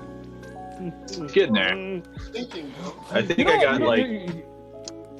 got like maybe 30 minutes left, and I should be able to wrap it up. I hate it, Dan. Yeah, we're good. I mean, Zaid, we can go a little bit over. We still have somebody at the end who wants to come and say hi to us, just a special guest, and we've got one or two surprises still going on. But this, I mean, since we're in the last stretch of this, let's give away some more stuff. So I have another piece of work which we can give away. We can give away this David Mack piece which he did for Art Chimp, that is signed by David, original signatures, and Brett the Hitman Hart. So yeah, we can give away one of these as well. I'm thinking maybe that one day for our friends on Twitter. What do you think? That's right. Maybe they can comment their best Brett the Hitman Hart moment, and we'll pick the winner. Yes. Okay, so guys, it is as easy as that. On Twitch, what I want you guys to do, share with us your favorite Hitman moment. Your favorite Hitman moment. Was it that time that he conked out Vince McMahon? Because I know that was mine. Or was it that time when, okay, you know what, let me not give ideas. You let us know what your favorite moment is over there. But Daniel, you have some projects that you've been working on. While we're waiting for those comments to pour in over there, why don't you tell us what you've been working on, what you got going on right now? What is magically in the world of Daniel Govar? I have been working on, oh my God, too many things. Let's see here. I'll let that dry for a little bit. It's got too much water on it. Let's see here. First thing that I did, I've published 2 books this year. Tuskers, which is funny enough set in Africa, the South Sudan, and it deals with elephant poaching. That's pretty. Love it. It's written by creators of NBC's New Amsterdam. It's a medical drama. Cool. But yeah, it's all watercolor. It's a pretty riveting story, actually, and they wrote it specifically to become a screenplay. And Dan, you did sketches in them in front as well. Yeah, I do a lot of remarks. I get asked to do remarks all the time. They're just fun to do, and we did this special on Kickstarter where people pick their favorite animals. So this is one that somebody wanted that was a pangolin. Wow, so awesome, man! It's kind of cool because for me, it's like I get to research whatever the animal is. Some people, have been asking for some really, really off the wall ones. Somebody asked for like a water bear. A what? Yeah, autograph. A water bear. Where is that? I have that somewhere. Now I'm going to let you look up what a water bear is. Or a tardigrade. A tardigrade. Yeah. Like he's wearing a tiny Yeah. But yeah, and then the other thing that I've been working on is my art book. It's a collection of 5 years of my daily warm-up sketches. So these, I would spend like an hour and a half each morning just to kind of get my speed up.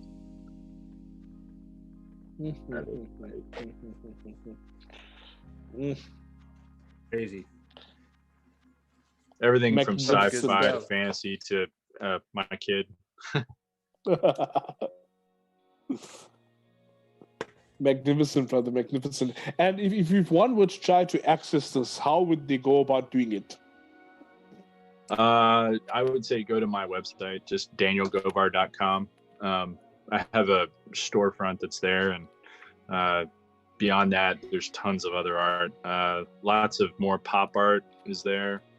I've been doing covers for a lot of different publishers. Recently, I did some stuff for Valiant. I did an Exo Manowar, Bloodshot. But yeah, just I kind of jack of all trades. Most of the stuff that I've been working on is all over the place. I've done stuff for Marvel. Pretty much any of their movie titles. I did a lot of the layouts for other artists. Yeah, kind of random stuff. Very cool. I always find it interesting, like how unassuming all of you guys are when you're talking about stuff. You literally create magic. Each and every one of you, and you're just out of here like, oh no, well, you know, I do some random stuff, you know, like, yeah, whatever, you know. Look at that. Oh my man. You're just insanely well. It's just magical stuff. Now the magic keeps coming, my friends. Just remember that we are currently running a giveaway for both our viewers on YouTube and Twitch. In our YouTube giveaway, to win a signed pair of Bret Hart sunglasses, exactly like the ones Pat is wearing, all you need to do is share with us your favorite WWE, WWF moment, your favorite wrestling moment in all time, and over on Twitch, if you want to win an amazing David Mack print, which is signed by both David Mack and the Hitman himself, then all you need to do is let us know your favorite Bret Hart moment. Now, on the topic of favorite moments, I'm going to talk to somebody who is a genius at creating moments. He's created one for us. Now, I see my boy Tony Moy. Hey, Tony, how you doing, brother? How's it going? Lekker, man. Lekker. No complaints. Now, Tony, right? You have been doing some crazy stuff over there. Some amazing watercolor prints as well. Most recently, I see tying in with The Mandalorian as well. Did you watch the latest episode? Yes, I did. I just finished a fun little Ahsoka. Yes. Okay. Now, see, that's what And you call what an shameless episode. advertising, my friends. It was good. No spoilers, Pat. No spoilers, right? So, Tony, what have you been working on? We're all about busy spoilers. lately, right? No. Well, Points were too little. Dan, did you mention our little fundraiser? Yeah, that's a good point. So directly after this, Tony and I are going to draw live. We're going to be doing a fundraiser for a buddy of ours that's really not doing well with COVID. He's actually he's on his last ditch effort to try and get him back to snuff. His name is Kibby. And if you ever did Heroes Con here in the United States, you've probably seen him. He's only 6'6" and looks like a wrestler. He's the nicest guy in the world, man.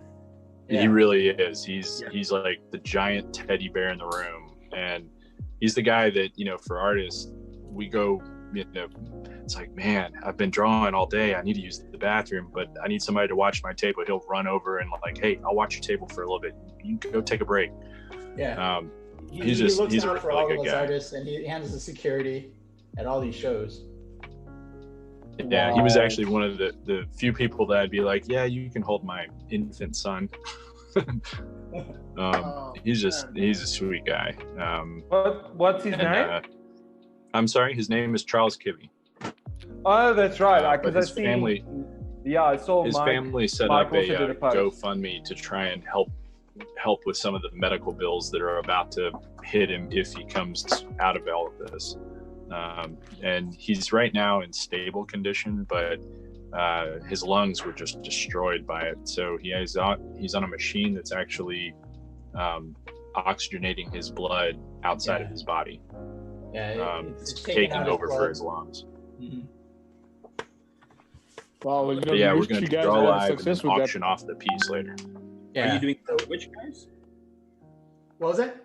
Are you doing that event on Twitch today, like right after this? Well, I will be simulcasting it both on Facebook and on Twitch later today. So I'll be kind of handling a little bit of both. Kibby's favorite character has always been Hellboy. Yeah? Huge tattoo. Like one, he's like 6'6", and so on his calf, which is also huge, is like the canvases I work on. There's a big Hellboy tattoo that he has that he always shows off. So we're gonna be painting Hellboy. Is what we're gonna do this afternoon. That's phenomenal. Well, you know what, guys, we wish you everything of the best with that. And you know what, for all of our viewers, just so you can get in on there and get more details on where you can follow on and, of course, offer your support, we have just dropped the handles for all of our guests, in fact, in the comments. And we strongly urge you to go and follow on. By following on there, you'll be able to get links over to wherever they are going to be throwing these broadcasts, so you can spread the word. Because even if you can't necessarily support in terms of a financial contribution, you're spreading off the word, spreading the message, and actually bringing eyes onto the initiative itself. That in and of itself helps as well, because you tell somebody, somebody else tells somebody, and if everyone puts in a little bit together, it takes a village, and ultimately we can do it. So yeah, from everyone over here at Art Chimp and Comic Con Africa, we wish you guys Godspeed, and I really hope you guys bring the thunder and do the thing with that amazing initiative. Well done, gents. Well done. Thank you. Yeah. I'll be streaming on Tony_Moy on Twitch. So I'm actually streaming with you guys right now on Twitch. I gotta get you to teach me how to use Twitch, Tony. I've been trying for a while. I can't even get the thing to start. I must be the most inept, technically inclined person on earth. I've tried to get like a regular Twitch thing happening, and I get up there, I don't even know like where the start button is on that thing. So I'm gonna have to get a tutorial from Tony Moy, I think. On just message me. I'll help you all out. We'll do a screen share, and I'll like. Oh, that'd be awesome, dude. So guys, Chris had to leave us. He sent me a message. He didn't want to interrupt anybody, but we just thank him for joining us, and we'll touch base with him, and we'll just see what he did when he's done, and we'll post it up and make the details known. So thanks, Chris. Actually, Patman, I just had an idea of you. I just want to run it past you. You know what, right? Like, just the nature of these kind of broadcasts from here, we're giving our viewers a broad spectrum. You know, they can see like what the guys are doing, how they're doing it. But you know, I would love to have the opportunity, if the guys would allow us, to actually touch base with them at some point and maybe have a one-on-one, break down the work, break down the piece, talk a little bit more about the amazing projects and initiatives they each are involved in, and then actually give a proper showcase to the works themselves, you know? And then maybe at some point there, we can look at creating a platform for the guys to actually access this, not just here in South Africa, but across the planet, because these guys are legends on all the continents. What do you think about that? I think that's a brilliant idea. If they have the time and they're willing, we can do like a little one-on-one, and then obviously we'll feature the pieces, and we'll raise it for a good cause. Be awesome. Okay, so that's something to look forward to, guys. Just remember, be sure to like, share, subscribe, follow, do all of that stuff. And while you're on the topic of liking, sharing, subscribing, following, and doing all of that stuff, I turn your attention now to my boy Paul. Paul, how you doing, brother? I see now you have taken things to my man. You have silently been doing magic over there in the corner. I saw all sorts of materials. I saw pencils. Then I saw a little what you call the thing? The airbrush. What do you call it? Airbrush. Why can I not English, guys? Why can I not English? Like, I mean, dude, it's one of those days, dude. Oh, my man, that is sickly, insanely awesome, brother. Woo! Thank you. Yeah. Woo! Airbrush is a little bit faster to use sometimes. My man. But now, you know what? Like, I mean, I understand that, you know what? Like, time is a premium for you because you have that also top secret project that you've been working on. And Pat made me promise not to ask you, but I don't listen to anything Pat says. So I am going to just try one more time, and this time with feeling. Brother, are you in a position to share with us anything about any of those projects that you are working on right now? All I can say is I'm working on a couple of sequential stories. They're kind of short, but it takes a while for me to actually do a single painting because I usually do covers and I take my time with them. So sequentials is kind of a special thing for me to actually work on. But I can't really say anything about what I'm working on yet because I leave it up to the writers because, you know, they wear the pants in this relationship. So I have to wait until they actually start saying anything before I share whatever I can. But if anybody wants to find out what I'm working on, when I actually announce it, it'll be on my Instagram. Okay, on that note, my friends, I remind you once again to just check out the comments on both YouTube and Twitch because contact details of their, rather profile details and handles are in the comments as well. But don't do it right now because if you're going to run away now, you're going to miss your opportunity to win some really, really cool stuff. Isn't that right, Pat? That's right, and tell me a little bit more what's happening there. I've received some. Okay. Well, I want to tell you answers or suggestions from the guys. Well, you know, I've got this one story over here, and I think it's going to offend you in your soul. But you know what? You're over there, I'm over here, and I think I can just get right. So, Afro Spunk says, "Wouldn't it be the first greatest Iron Man match of all time? That is Bret Hart versus Shawn Michaels." Then he goes on to talking about his favorite moments. Shawn Michaels' first WWE title reign. Then he also refers to there was a Survivor Series screwjob match. I like the way he just downplays it, right? I think Afro Spunk is trying to trigger us over here. He's saying there was a Survivor Series screwjob match, not taking anything away from Bret's rivalry with Stone Cold, but this match was pure gold. Shawn Michaels flying Mexican lucha moves. Lol. Right, so... Cage is not winning anything. Oh man. But you know what? Let's take a moment to talk about that, right? I don't think any conversation about wrestling, you know, would be complete if you didn't talk about the Montreal Screwjob. You know, I mean, I know it's been beaten to death. I know it's been every interview he has.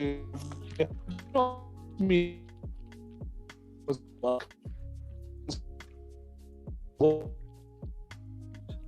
Right, and the whole thing was just a means of actually positioning everything they needed to discuss.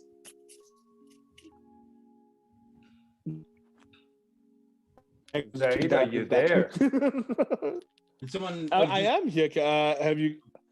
Hi guys, can you hear me? You just sounded like a Decepticon. You cut out a whole lot. Yeah.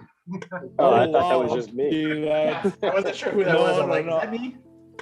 You probably had a lot to say too. I did. It was such a poignant question. It was such a good question. You should check your toaster, Rooth. Check your toaster. Oh, okay. Got it. Okay, real quick, and here we go. Right. I put it to you that the Montreal Screwjob was a work. It was all rigged, and it was just a brilliant piece of marketing. Discuss. Well, if it is, it was the greatest one ever pulled off because it's lasted since 19... I agree. So if there was an agreement all along, then they've done a pretty good job of fooling us. And there's lots of people that believe it was not a screw job. A lot of people believe that it was a work. And I don't know where I sit on that, to be honest. I think it's a little bit of column A, a little bit of column B. I think everyone knew Bret was leaving. And I think Vince McMahon is enough of a degenerate human being that he would take pleasure in a final insult like that. So I feel like, I feel like it's a little bit of column A, a little bit of column B. Myself. I think it's a terrible thing that happened to the guy. I second that. I completely second that. I completely agree with what Mike just said.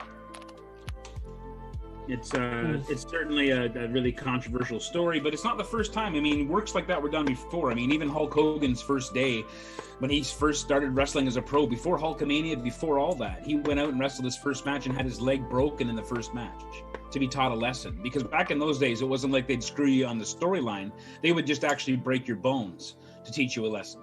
So it's a different sort of world. Brett was very involved with his character, very, very intensely was the hitman all the time, kind of, you know, and the character was important to him. And I think what he asked for was a very small gesture. He just wanted to be able to go out as the champion on his terms, give up the belt, and put up a tournament or something like that to decide a new champion that Shawn Michaels probably would have won.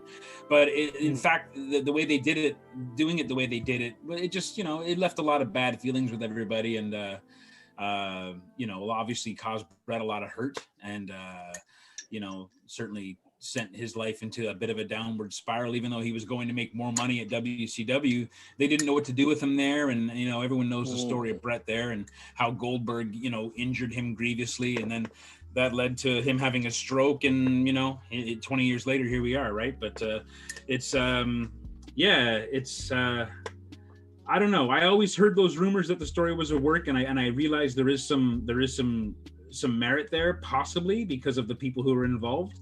But I mean, I listened to JR, you know, JR's autobiographies, and he makes mention of the screw job, and to him it was like happening right before his eyes. So yeah, he didn't, you know, if it was a work, he certainly doesn't reveal that in his memoirs. So.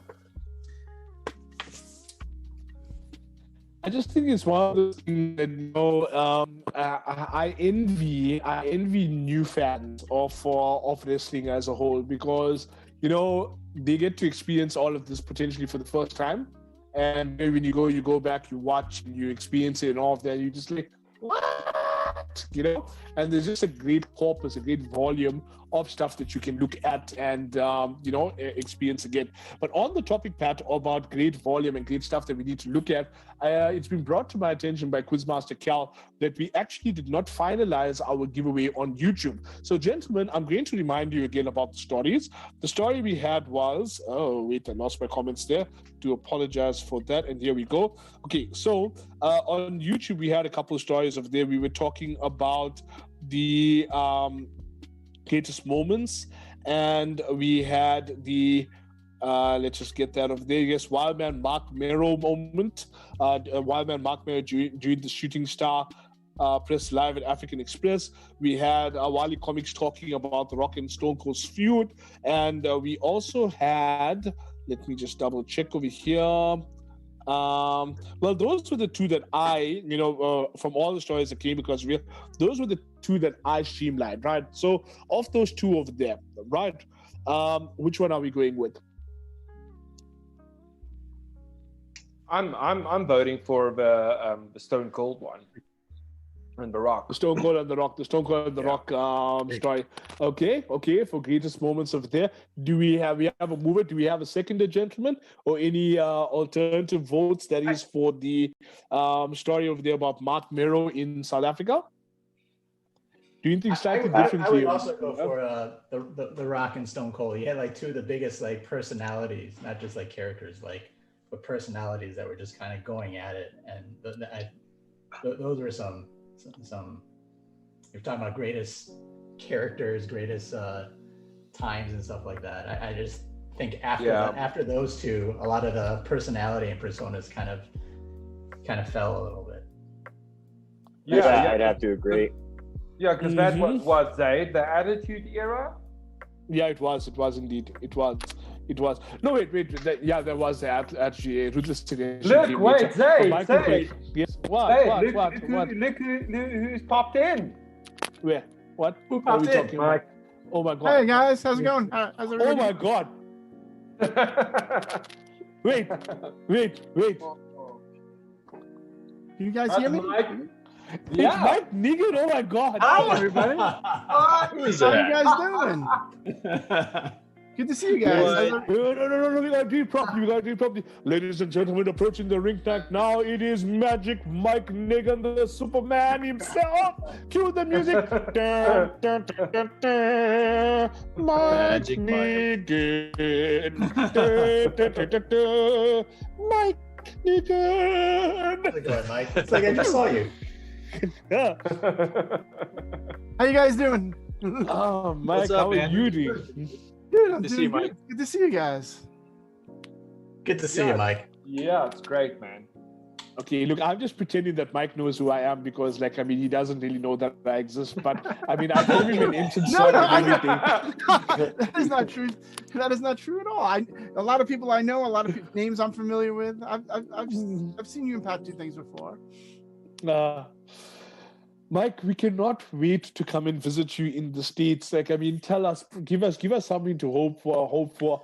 Will I be able to grace Artist Alley with you holding hand in hand as we go and visit all of these guys at their stores? I hope and pray. I hope to pray that 2021 will be a better year and we'll all be able to see each other at New York Comic Con this year. That is my hope. You know, it's looking good. We get, you know, things are looking good. The year is looking up. We got a vaccine coming. So fingers crossed, because I don't think I can go another year without conventions. I miss everybody. I miss seeing all the fans. I miss seeing all the creators. I miss seeing my friends. I miss seeing everybody. And we miss Amen. you. Absolutely. It's been a long year. It's hard to believe that for me at least, C2E2 2020 was the last show of the year for me. The only show. We were just talking about that. Right? It was the only, but there's for people who didn't come to C2E2, and there were some people. I haven't seen so many people since New York Comic Con 2019, over a year. So yeah, I'm missing a lot of folks dearly. Dan, Tony, I saw you guys at C2E2, right? We saw you at C2E2. Yeah. Mike. Yeah. Is that a rock thing? It is. Yeah. That is awesome. Oh my God, that's great. I love it. We bring the guys through their paces over here. We bring the guys through their paces. I love it. Yeah, we're just getting. I see now Mike Rooth has dropped, but we're working on. Hey, Mike. Yeah. Okay, Mike's back. What's going on, man? Mike, what's up, brother? How are you? Oh, I'm doing good, man. Nice to see you. Nice to hear your voice again. It's been a long time. It's been a long time, brother. I miss you. Yeah, I miss you too, man. It's definitely I miss the big shows. Big fraternity. That's what we were just talking about, missing the big shows, man. 2021 will be the return. We'll all return then. And we have to. Because I don't think I could go another year without seeing everybody. Hey, look, to be honest, I didn't bribe a guy and stuff to get my visa to come to USA for nothing. So yes. Oh wait, Quizmaster Cal, you need to take that part off the video, right? That can't be on the video. Just take that out, right? Okay, yeah. But you know what? Magic Mike Nigan, right? So I have heard legends about you, and one of the legends that Pat always tells none of me them about, are true. I don't believe a word you say. I don't know. He's like, you know what? If there's a decision to be made, Mike Nigan is the man to make it, right? So no matter what happens, when the proverbial poo-poo hits the fan, they come to you, Mike Nigan, right, to sort the problem out. So, Mike, we got a problem here, right? The problem we have is that we are giving away some epic merch tonight. Pat, if you'd be so kind as to just hold up the prizes we had over there so Mike can see what we are playing for. Epic merch. We're giving away the David Mack signed print, and we're giving away a Bret Art shades. Right on. Nice. That's awesome. So are both of those items signed by Brett too? I know that David Mack is. That's awesome. Right. So that's. I'll wait for those in the mail. But what's the prize? You know I've got yours sorted out when I see you. So Mike, here's the problem. This is the problem I'm faced with, right? So we said for our YouTube viewers, We said that we want to give them a pair of those shades, and we wanted them to share with us their favorite WWE, their favorite wrestling moment, right? And I want you to choose from one of these. I'm not going to give you the background. I'm not going to give you the names. You just see now, based on now how well they align with the Magic Mike standard, right? How well they align if we can give them one of these people this, right? So the first moment over here is, of course, let's see, Wildman Mark Miro doing the Shooting Star Press live at the African Express tour in Sun City 1996. That's somebody's moment. Somebody else's moment was the entirety of the Rock and Stone Cold feud. Somebody else refers to the Undertaker versus Shawn Michaels Streak versus Career match. Oh, right. That's another. Somebody else refers to that. Yeah. And I am just seeing over here, there are some other comments over here, but they, I don't believe, are eligible for this particular one. Though, there is one last one over here where a person says they actually no, this doesn't qualify for the giveaway. So of those three that I gave you, which one would you say was the most epic moment, so we can send that person those glasses? Those are some hard choices. I'd have, I love The Rock, and I miss the Stone Cold era, but I love The Rock. I caught a little bit of The Rock. I watched wrestling as a kid, and then I caught up again as an adult when my son got into it. So I kind of missed a lot of that Stone Cold stuff.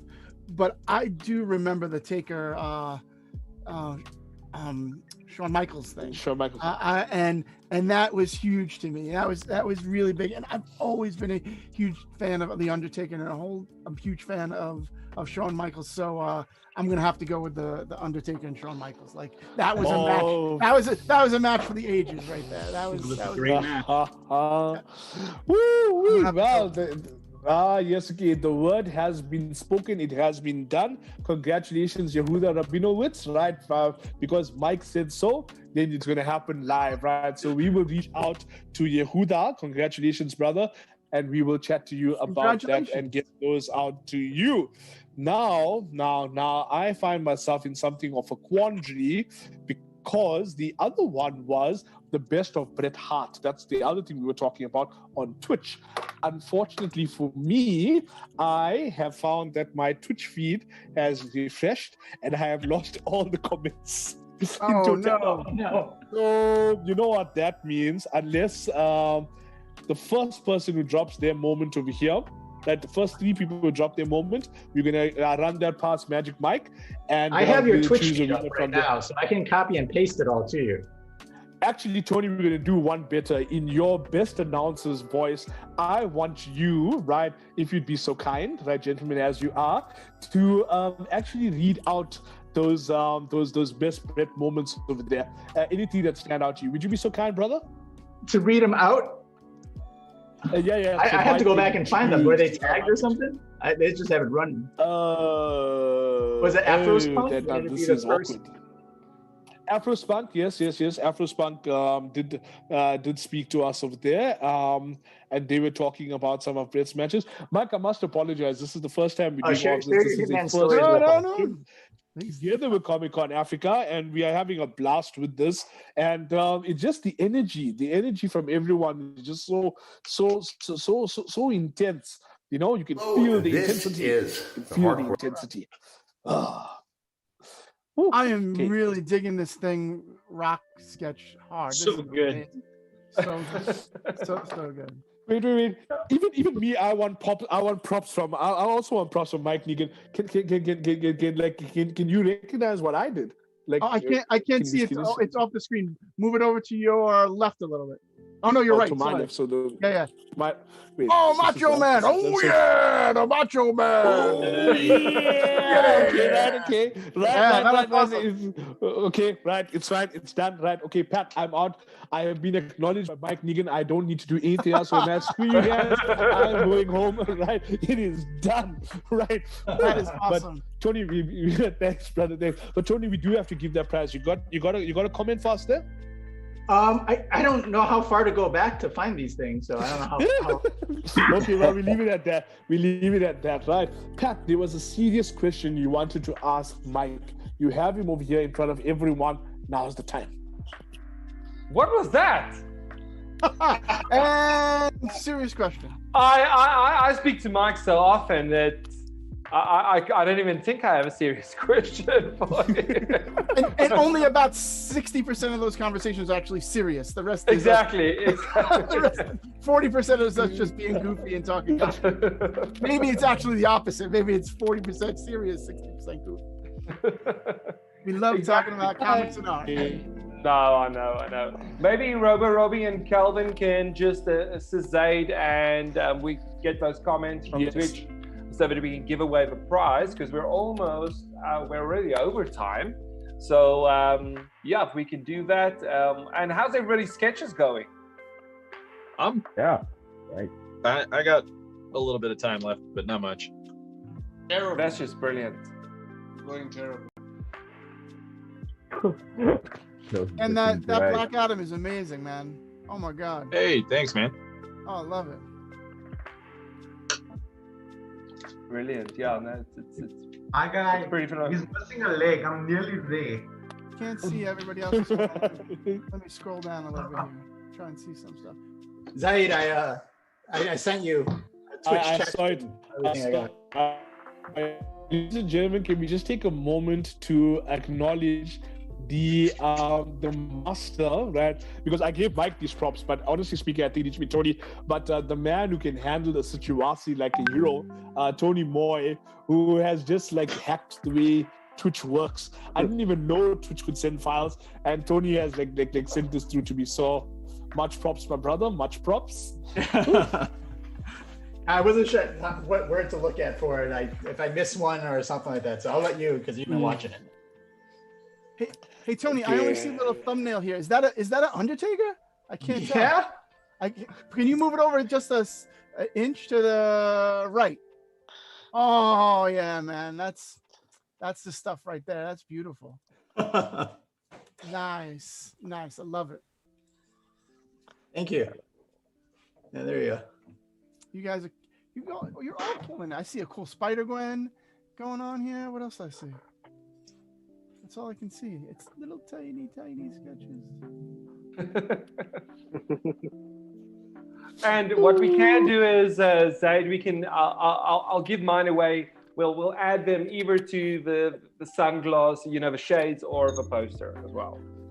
Pat, what did I tell you about giving away expensive things just like that? No, I don't like spending money. I told you we're from Africa. We can't be acting like now we have a good currency or we don't. I'll tell you what though, right? Because I can see that we're going to lose followers just because of my stinginess. So I'll tell you what we're going to do, Pat. What if we did this and only with the blessings, right? Only with the blessings of Magic Mike, can we take this giveaway, right, off the stream? In other words, what we're going to do is I'm going to ask our friends from Comic Con Africa to post the link to this video, the videos on both Twitch and YouTube, post them up, and we're going to look for more comments in about a week's time. Pat, you and I will look back at it, and then we'll see what type of comments we have, and we do see. Because right now I'm seeing Tony's tome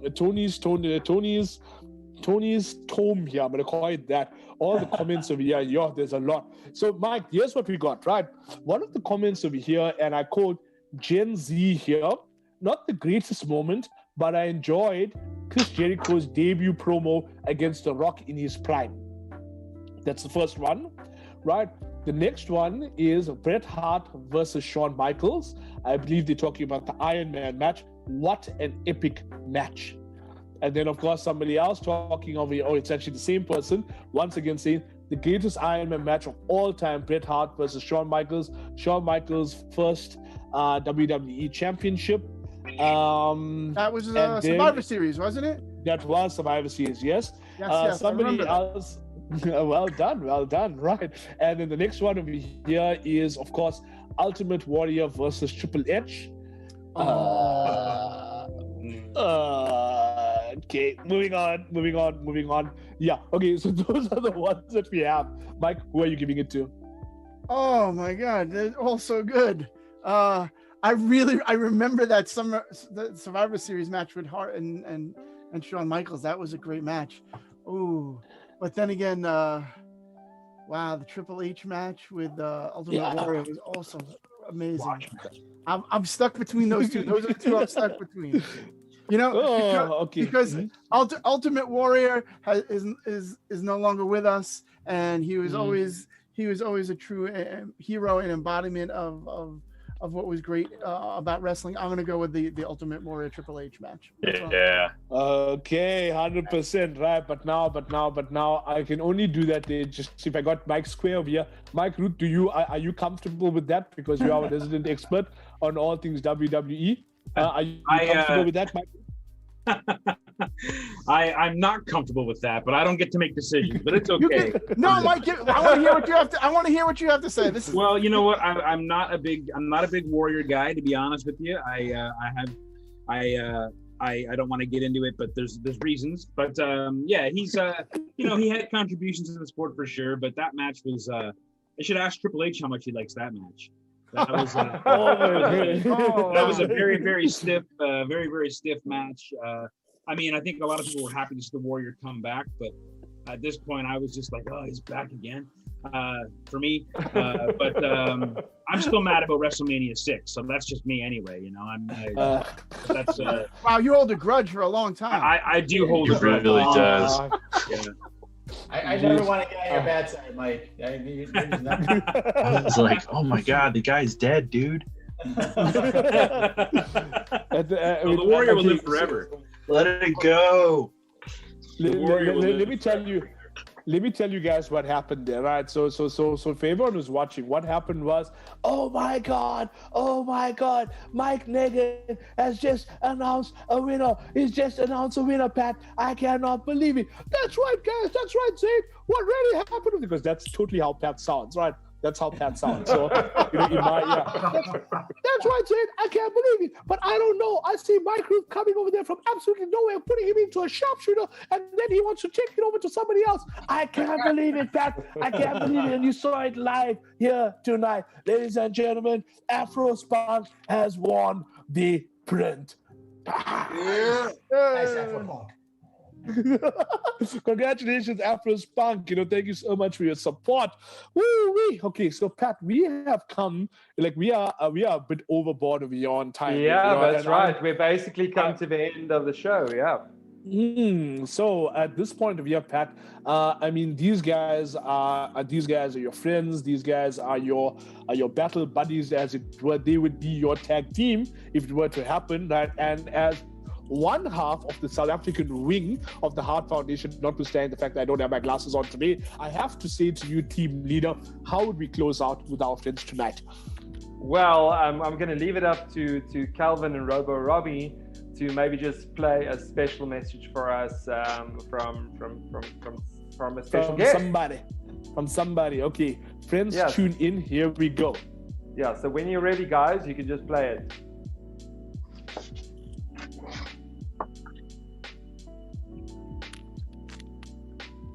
Ooh, I think we need music. Mike Negan.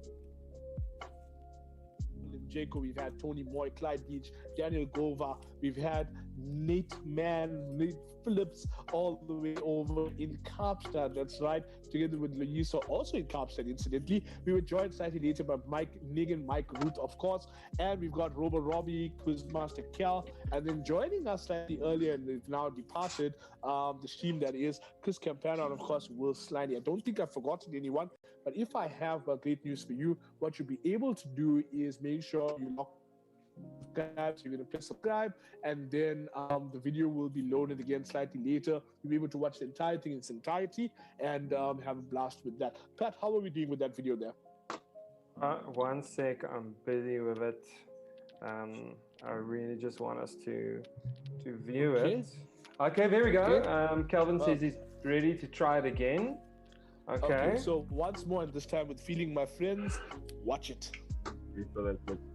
That's if it plays. We'll check it out. Oh, this is. And for some reason. The hardcore legend, Mick Foley. I'm going to take a moment to acknowledge everyone at Team Art Chimp, all the comic book artists for their selfless contributions throughout the year. I know it's hard work. I know, because I grew up with my brother, John, being best friends with John Buscema, whose dad, John Sr., was a legendary artist and even allowed me to look on in his studio as he did the artwork for a Thor. I thought that was pretty awesome. Anyway, I know that Mike Rooth in particular is a massive fan. I've been asked if maybe I could single him out and maybe do a Mankind. Have a nice day. Have a nice day. Mike, have a nice... There seems to be lacking something.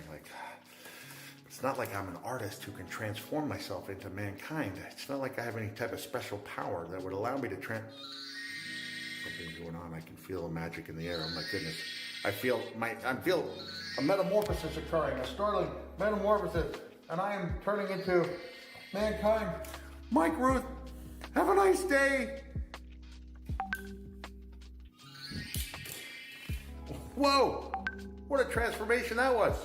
Thank you for all that you do, and may all your days be nice. Hello, this is the hardcore legend, Mick Foley. And I never got to thank Nathan Phillips in person, and we're not in person, but Pat got me a tremendous 2020. It was me as Superman with all these St. Jude kids, and Nathan painted it, and it was absolutely gorgeous. And Nathan, I love it, and I just wanted to say thank you so very much. Just a big pleasure. Oh, I love it. It's big one of my favorite things in the world. I don't. Awesome, can I share my man. screen? I got a picture of it. Hold on one second. Can I share my screen? Let's see if this Let's have a look. I haven't seen it. I didn't even take the picture when it was finished. It went so quickly. Can you guys see it? Oh, nice. Oh, wow. Yeah, it's beautiful. So That's fantastic. It's me as Superman with a bunch of kids all dressed up as superheroes, and it's the St. Jude building in the background. And Pat and Nathan do that for me, so I love it. So, Pat, of course, again, thank you. You know I love it, and Nathan, thank you so much. I'm glad I finally get to tell you in person, man. Big pleasure. That's wonderful. That's wonderful. I don't know how to again. Pleasure, my brother. Oh no, it's amazing. I don't know how to not share it now though. Here we go. There you go. That did it. There we go. I'm back. Okay, so okay, guys. Yeah, what we'll do is we'll play the. Yeah, sorry, Zay. Okay. So guys, this is minutes. You know, the last 5 minutes that you've experienced with us. This is pretty much 2020 in a nutshell. Just when you think, you know what, everything is smooth sailing, we've got it covered, suddenly the video, the audio, and the sharing, all that doesn't work. But you know what? You know what the magic is. On this year and with this world being the way it is, you must remember that we have these small moments in between where we can join, we can connect, particularly on over things of mutual interest. In this context, of course, wrestling against the backdrop of Comic Con, yes, and of course, comic book art. Now, I invite you once again to please go and show love, show your love and support this channel. Again, your love and support. You're making me nervous, like making me nervous. I was fine the whole time, Right, and so I'm just gonna like cover your camera, like you just get it, cover you, so I don't just right. And I'm gonna say it again. Okay, I don't know why I'm being this bad. I'm just a big fanboy, like everybody else. I'm just like all of us. That's just the beauty of my Thank you so much. Okay, so here we have you guys. Once again, we've come to the end of this amazing broadcast. Once again, thank you to our friends at Comic-Con Africa for hosting us, and from Art Chimp, thank you for collating this event together. And everyone, I know the world is keeping going on. Thank you so much for bringing your time to get your genius with fellow fans. I just remember hot dang, right? So what we're gonna do is we are gonna have our friends from Comic-Con Africa together with Art, so you can see it. At some point we're gonna try and do a thing to raise some funds with for charity, with auctions. With more details about that will come up as the days go by. Most important though, please show your love, show your support by liking, sharing, subscribing, following, do all of that magical stuff. The details for everyone, their handles will be in the comments below once again. And yeah, everyone, this is your last chance. Just send some love and shout out to everyone out there, and we will take it from there. That's a mosquito trying to bite me over here. So yeah, Pat. Thanks, guys. We really appreciate everybody for tuning in. Thanks so much for all the artists. We really appreciate you. And keep well, and God bless you all. Amen to that. We'll chat to you guys soon. Peace. Howdy. This Chuckle, bro. is the hard Bye, guys. Take care, guys. I'm going to take a moment to acknowledge everyone at Team Art Chimp, all the comic book artists for their selfless contributions throughout the year. I know it's hard work. I know, because I grew up with my brother, John, being best friends with John Buscema, whose dad, John Sr., was a legendary artist and even allowed me to look on in his studio as he did the artwork for a Thor. I thought that was pretty awesome. Anyway, I know that Mike Rooth in particular is a massive fan.